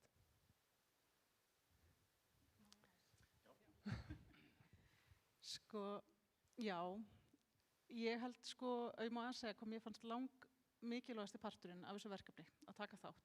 Það var að heyra hvað það var ótrúlega mikil og djúp þekking til í samfélaginu nú þegar. Ég man að ég horfði á all hin sveitarfélögin sem var að taka þátt í verkefninu og ég hugsaði Guð sé lof að ég er ekki að díla við þeirra vandamál. Af því ég þekki mín. Og ég vissi alveg hvað ég var að tala þegar við vorum að tala okkar áskoranir. Og svo settist maður að borð með fullt af fólki sem hefur búið í sveitarfélaginu, starfað á ólíkum sviðum. Þau þekktu þetta öll á eigin skinni. Þetta var ómetanleg þekking og reynsla sem við drógum hana saman og vinnustofan það að kjarna þetta saman á svona einn heildstæðan hátt. Ég held að við hjálpað öllum sem sátu við þetta borð. Það voru allir sem gátu speglað, allir sem gátu tengt og þetta svona pínu samstilti samfélagið inn á það við værum öll núna að tala sama hlutin. Þannig að ég held að það hafi verið rosalega mikilvægur svona fyrsti punktur og svo einmitt þarf maður að passa að þó svo það rótirist og verði mannabreitingar að við séum alltaf með þetta á blaði og við séum alltaf að vinna að þessu. Og þá þakka ég líka fyrir ótrúlega fjölbreyttar aðgerðir sem við fengum úr okkar skýrslu sem eru einmitt margar þannig að við getum farið strax. Svo eru gráar sem að munu fela í sér fjárútlát og undirbúning en það er engin afsökun að geta ekki byrjað strax á einhver aðgerð og sett þetta bara strax á vinnuplanið okkar. Að núna ætlum við að gera þetta. Þannig að ég myndi svona, já. Ég myndi kannski bara, svona, ég er svolítið að endurtaka mig, en það er kannski líka þetta með að aðalskipulagið sé staður þar sem þú ert að marka stefnu þar sem þú ætlar að vinna. Og ef það er komið þar inn og ef það er svona kúltúr þá fyrir því, þó að það er náttúrulega vissulega mikil endurnýjun í sveitarstjórnum. Það er líka eins og hjá okkur, að því Ólafur var að lýsa áskorunum minni sveitarfélaga, við erum með tæplega 1000 manns og okkur vantar til dæmis tæknifræðing, bara sárlega. Og bara auglýsti eftir honum hér með, má hafa samband við mig, en sem sagt það eru margar áskorunir, en að það að hafa þessa stefnufestu og aðalskipulagið er þó það langlíft, þó að endurskoða það og árin líður mjög hratt, að þá skiptir það máli að stefnan sé skýr og það sé kannski verið að búa til ákveðin kúltúr í skipulagsnefndum og bæjarstjórninni til þess að vinna eftir þessu. Þá þarf þetta líka að vera alltaf gott verkværi. Pétur, hefur Kannski sama svolítið eins og Björg sagði, það þarf að koma upplýsingunum inn í skipulag. Þetta skipulag lifir starfsmennina og kjörna fulltrúa. Það er ekki nú að búa til skýrslur, það er til alls konar skýrslur allt, það þarf að koma þið inn í stefnumörkunina. Það er kannski aðalatriðið. Takk. Viltu segja eitthvað, Magnús? Áður en að Magnús byrjar, ef þið eru með spurningar, viljið þið fara rétt upp hend? Það er gott. Já, ég ætla bara að nefna það, þú veist, að í öllum sveitarfélögum sem við fórum í og vorum að vinna þetta C10 verkefni með, að þá var held ég alltaf sem að aðgerðin að búa til eða samþætta viðbragðsáætlanir kom fram. Þannig að það var rosalega oft þannig að það hafði komið einhver reynsla inn í sveitarfélagi þegar var einhver atburður, en hún var hvergi haldið til haga. Hann var ekki inn í neinum viðbragðsáætlunum og ef að Jói var á Tenerife, þá var enginn með lykilinn að olíu í tankinum. Þannig að það voru svona ómissandi aðilar í sveitarfélaginu. Ef þá vantaði þá var bara allt á öðrum endanum. Þurfti að slípur okkar sig inn í einhverjum olíutank, það er ekki gott, sko. Akkurat, ég hef heyrt þessa sögu áður í minni fyrralífi. En hvað segir þér? Hvað er spurning, sé ég? Það er einhver með mæk, er það ekki til þess að?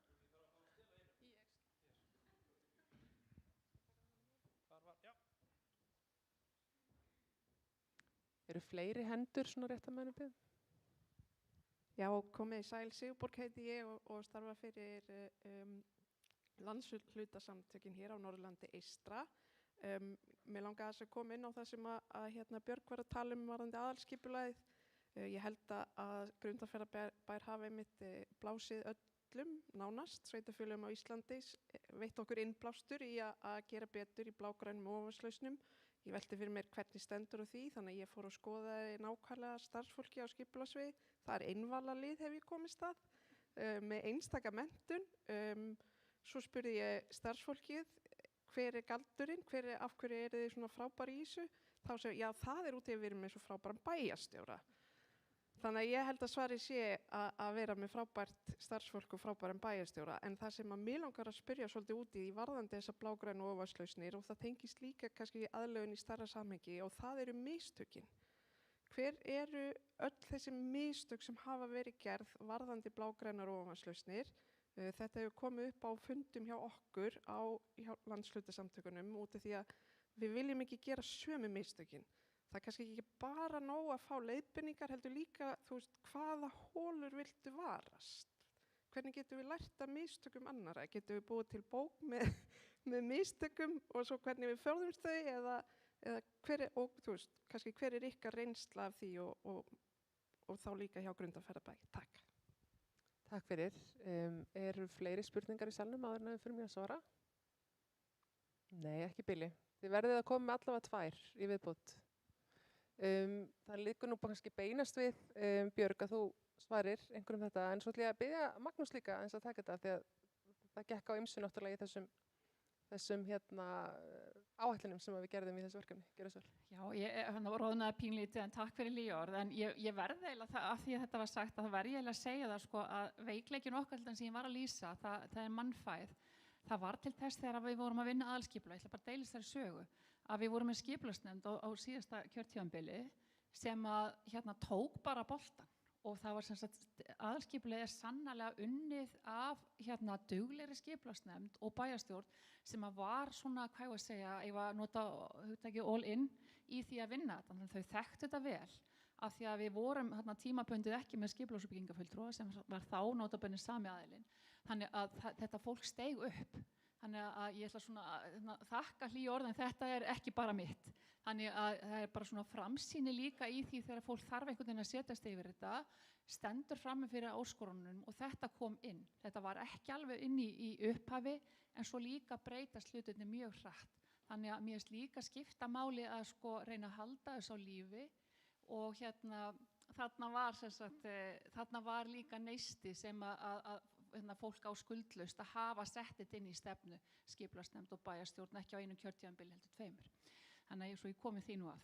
En varandi mistök eða slíkt, þau eru alveg fjölmörg, ég veit ekki hvað maður ætti að byrja, en þetta náttúrulega líka, og við erum alltaf að reyna að minna okkur og líka bara íbúan okkar á að þetta mikil breytingastjórn, bara verkefni sem við erum að fara í, bara þetta staka verkefni og eins og Nanna kom inn á þá erum við að samflétta mjög mörg markmið, eins og það bara að gera bæinn gönguvænni, að breikka allar gangstéttir, jafnvel úr hófi finnst sumum. Þannig að það sé, að því að orðið öryggi og örugg, það kemur 130 eða 40 sinnum fyrir í einu aðalskipulagi. Þannig að eitthvað hefur þetta nú að segja fyrir fólki sem að líka tók þátt í að setja þetta og setja fram hvað því finnst skipta máli. Þannig að það þarf líka að segja að sko við erum í lærdómsferli og við munum gera fullt af mistökum og við munum líka náttúrulega bara horfa á þetta sem lærdómsferli en á meðan þú ert að segja það, þá máttu samt ekki sko þá erum við samt ekki í einhverju tilraunastarfsemi með heilt bæjarfélag eða byggt umhverfi fyrir 1000 manns. Þetta eru aðferðir og þetta sem sagt stefnumörkun og framfylgd hennar sem hefur verið reynd og hefur reynst vel í mjög mörgum borgum sem það sem rignir mjög mikið finnst mjög vinsælt að taka dæmi og það líka voða gott að minna sig á það. Þetta lærdómsferli en það eru til fordæmi jafnvel eins og ég tek mjög gjarnan Bergen af því það svona rigningabæli. Ég ætla ekki að segja eins og Grundarfjörður því að ég auglýsi það ekki en sannarlega þá þurfum við líka að geta samsamað okkur því þegar líka við höldum kannski að allt sé að fara til fjandans en þá þetta bara hluti af lærdómsferlinu. Ég veit ekki hvort þetta svarar nákvæmlega því sem varst að biðja um. Takk, kannski að Magnús fái að koma aðeins að. Já, ég er mjög þakkláttur fyrir Grundarfjarðarbæ að hann hafi farið í þessa vegferð og það svona leiðarvísir innan leiðarvísisinn hvernig Grundarfjarðarbæ fór í þessa vegferð. Svona smá saga. Sko ég man eiginlega ekki alveg hver spurningin var en mistökin á leiðinni, hvort það hægt að læra af mistökunum. Já, einmitt. Sko ég held aðalatriðið sé að það sé gott samtal hjá samfélaginu og það sé svona nokkuð góður samhugur að fara þessa vegferð og það þarf að styrkja einhvers konar eignarhald yfir þessum aðgerðum hjá sem samfélögum. Þau geti verið mögulega bara stolt af því að vera með hérna regnbið og þetta tré þarna í þessum garði, þetta úr garðinu mínum og ég ánægður með þetta. Og þannig að þú ert að bæta umhverfið þitt, þú ert að bæta samfélagið þitt og þú ert að auka stolt svæðisins. En svo svona hlutir geti orðið, þá verður pólitíkin að vera á bakvið þetta líka. Ef eins og við erum búin að tala þá þetta 4 ára áætlanir og ef að pólitíkin ekki með í þessum aðgerðum þá einhvern veginn þá bara svona gufurð upp, svona hverfur. Einmitt. Það leiðir mig svona kannski yfir í næstu spurningu og Eyrún, þú getur kannski komið aðeins inn á það. Það eru þetta lög, það eru lög loftslagsmál sem segja að þið verða að gera loftslagsstefnu, það eru skipulagslög og eitt og annað. Svo þarf að ná einhvern veginn pólitíkinu með en svo það pólitíkin líka ná bæjarfélaginu og ég ætlaði nú að koma því líka Pétur eftir. Hvernig blasir þetta við þér sem einmitt eins og sagðir að þú ert ekki sérfræðingur þessum málaflokki en þurftið þú veist eitthvað sem virkaði best á þig eða hefur bara sjúklegan áhuga á skipulagsmálum eða þú veist hvernig náum við fólki með okkur af því það sannlega það sem allar aðgerðir hvort sem það heita aðlögunar aðgerðir eða aðrar þurfa.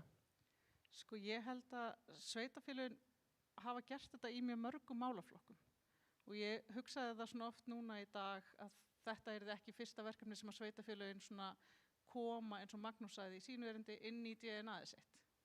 Við sjáum að sveitafélög taka ekki ákvarðanir núna án þess að hugsa áhrif þeirra á barnafjölskyldur. Ég sé alveg fyrir mér að það sé hægt að innleiða sama hugsunarhátt í sveitafélög, að þetta er bara einfaldlega hlutur sem við hugsum út frá, alltaf. En þá er mitt eins og Magnús hérna segir að þá þarf að ná tengingunni, þú þarft að tala við fólkið. Það sem að mér fannst skipta mestu máli var þetta millilega lausa samtal við fólk sem hafði upplifað viðburðina, hafði fundið þetta. Ég held líka að það vinni smá þegar einhver talar loftslagsmál, þá er þetta ótrúlega yfirgripsmikil flokkur.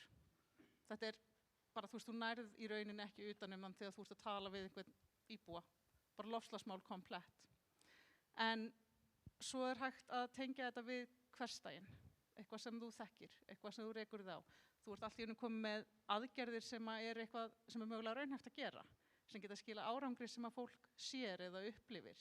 Þannig að ég held að þetta þurfi rosalega einmitt öflugt samtal stjórnmálamanna við sína íbúa þar sem þú tengir þetta við nærsamfélagið.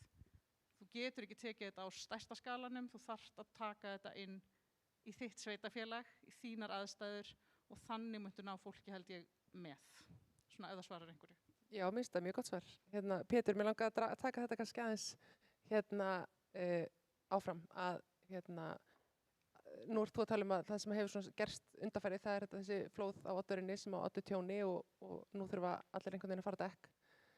En það hefur náttúrulega flætt áður á Oddurinni, þannig að það er líka samtalið hvað er það að vesenast þetta, það flæðir alltaf á Oddurinni, eða af hverju voruð þið ekki löngu búin að þessu, því það flæðir alltaf á Oddurinni, þetta er erfitt samtal kannski eiga. En hvernig hefur ykkur gengið að ná fólki með ykkur í þetta og svo eins og kom nú fram hjá slökkviliðsstjóranum, allar hinar náttúruvarnar sem þið eigið við? Það hefur bara gengið ágætlega, held ég. Þannig hefur flæðir á Oddurinni af því að það er bara nálægt sjó og mun halda áfram að flæða. Við viljum byggja það áfram, þannig að við þurfum að fara að gera eitthvað og það er bara smám saman vaxandi vitneskja allra, ekki bara starfsmanna heldur þeirra sem eru kjörnir fulltrúar nauðsyn á svona aðgerð, bara alls konar aðgerð. Og þetta eru bara sem blágrænlausnirnar. Við hjá Akureyrarbæ, við viljum hafa grænan bæ. Og hvað þýðir það að vera grænn bær? Þá þurfum við að setja tré og þurfum að setja gróður. Þannig að þetta hjálpast það. Þannig að svona, ég held bara svona almennt sé vitneskjan að verða almennari og þeir sem eru að koma inn í pólitíkina, þeir eru bara svona ekkert svo langt á okkur sérfræðingunum, þannig að mínu viti hefur þetta tekist bara nokkuð vel og það er náttúrulega bara alltaf stöðugt samtal hvað það er sem hvernig við viljum þróa bæinn. Þannig að það er ekki svona nokkurn veginn bara. Já, frábært. Já, Hæ, Bryndís hérna hjá Land á skógi. Mér langar svolítið að spyrja ykkur, núna erum við búin að tala um þessa áskorun sem hafa verið tekna fyrir hérna og þetta svona virðist vera allt eitthvað sem svona byrja að gerast, þú veist, að eins og Eyrún talaði um, þú veist, þetta fólk samsvaraði sig við það, en hvernig finnst ykkur ganga, er fólk að hlusta út af því að, þú veist, það eru fullt af framtíðar áskorunum sem við erum bara ekki farin að finna neitt fyrir núna, en ef við ætlum að gera eitthvað og fara í ykkur aðgerð, þá er náttúrulega rosa sniðugt að byrja bara strax til þess að koma í veg fyrir vandann. Þú veist, hvernig gengur að fá svona fólk og pólitíkina og bara fjármagni í lið með að gera það, fara í þessa fyrirbyggjandi aðgerði sem við kannski enginn er farin að finna neitt fyrir í dag? Þetta er frábær spurning. Mér langar að fá hina spurninguna bara líka, ef það er hægt, svo við getum tekið þetta saman.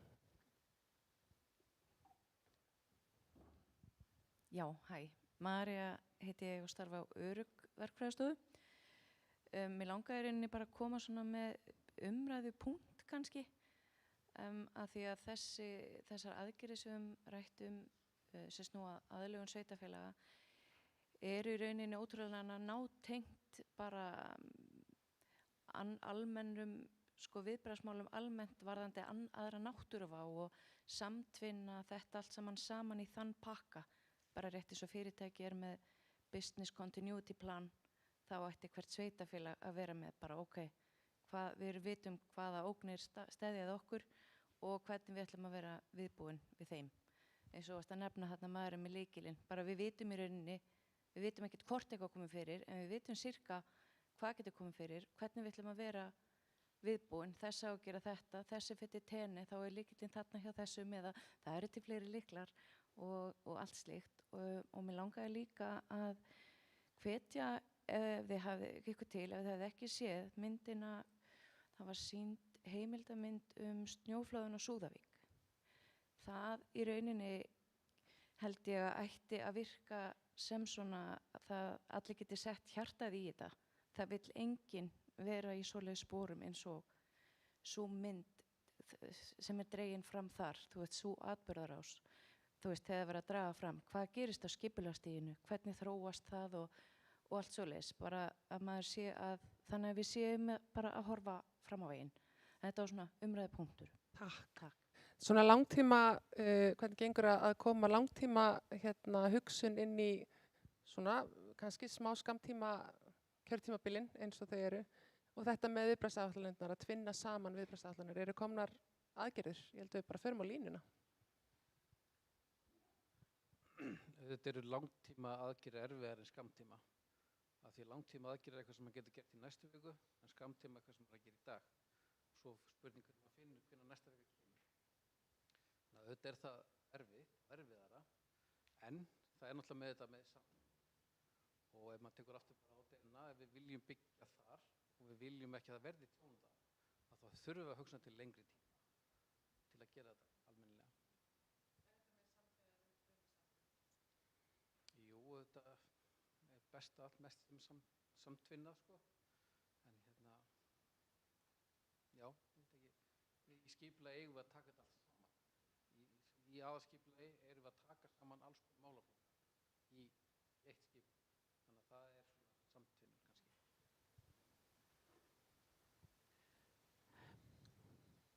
Já, sko, þetta verkefni kannski hjá okkur, það flokkast kannski ekki beint svona eins og kannski skæðasta náttúruvá.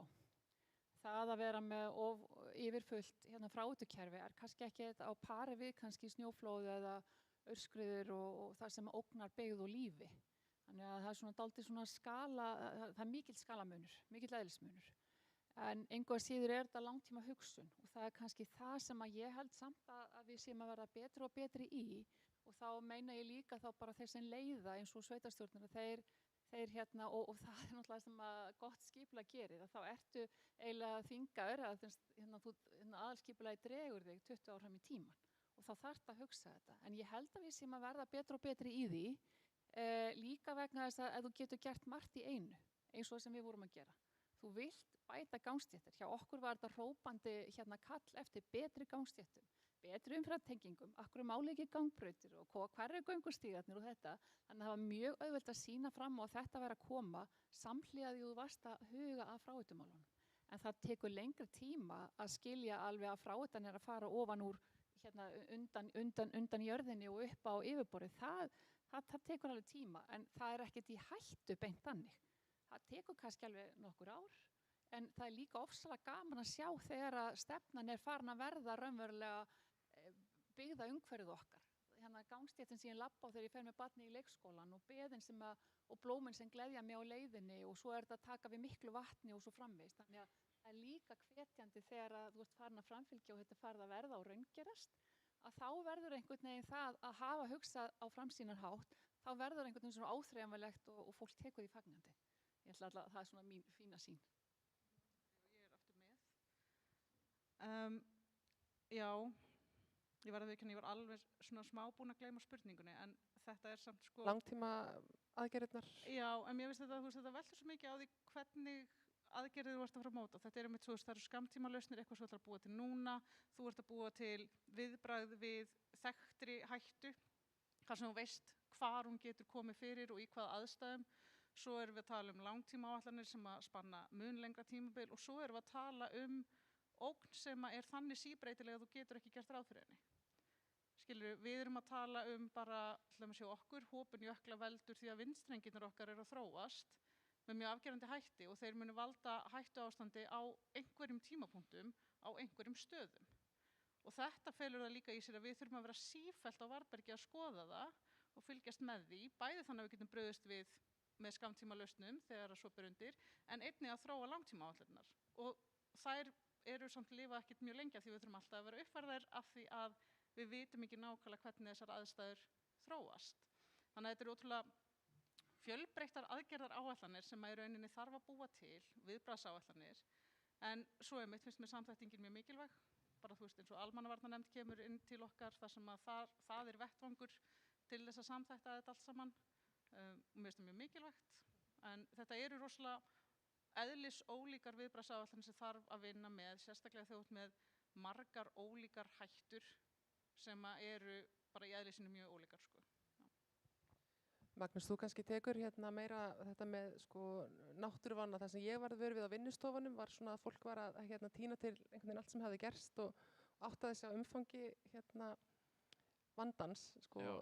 Var það ekki síðan niðurstaðan í raun og veru í mörgum þessara hérna byggðarfélaga? Það var tekið til við að skoða viðbragðsáætlanir? Jú, einmitt. Það var bara algengasta hérna aðgerðin. Í langtímaáætlanir, já. Við sko, þegar ég var að skoða þarna aðferðafræðirnar fyrir þennan leiðarvísi, þá var inn í því líka svona framtíðar vingill sem að ég prófaði og kom allt í lagi út, en það reyndist aðeins og flókin fyrir þessa fyrstu útgáfu, þannig að vonandi kannski bara kemur þetta í næstu útgáfu. En já, þessar langtíma aðgerðir, ég held að við erum alveg klárlega að skoða þetta og horfa á þetta og búa til svona viðbragðsáætlanir við þetta, en ég held fyrst og fremst að það sem við þurfum að gera núna, eins og þú ert að tala um þessa vindstrengi í Hornafirði, að það er, þú veist, bara rannsóknir og vöktun á náttúrunni og fylgjast vel með, þú veist, það er að best sem við getum gert núna. Takk. Nú er fundarstjórinn staðinn á fætur, þannig að tíminn okkar er búinn. Mér langaði samt að segja ykkur frá því að bara þessi síðustu orð, vakta náttúruna, passa upp á að við séum að fylgjast með breytingunum. Þetta eru einmitt aðgerðir í aðgerðaáætluninni og svo framhaldið á C10, þannig að við erum hvergi nærri hætt, við erum rétt að byrja. Ottó, takk fyrir okkur.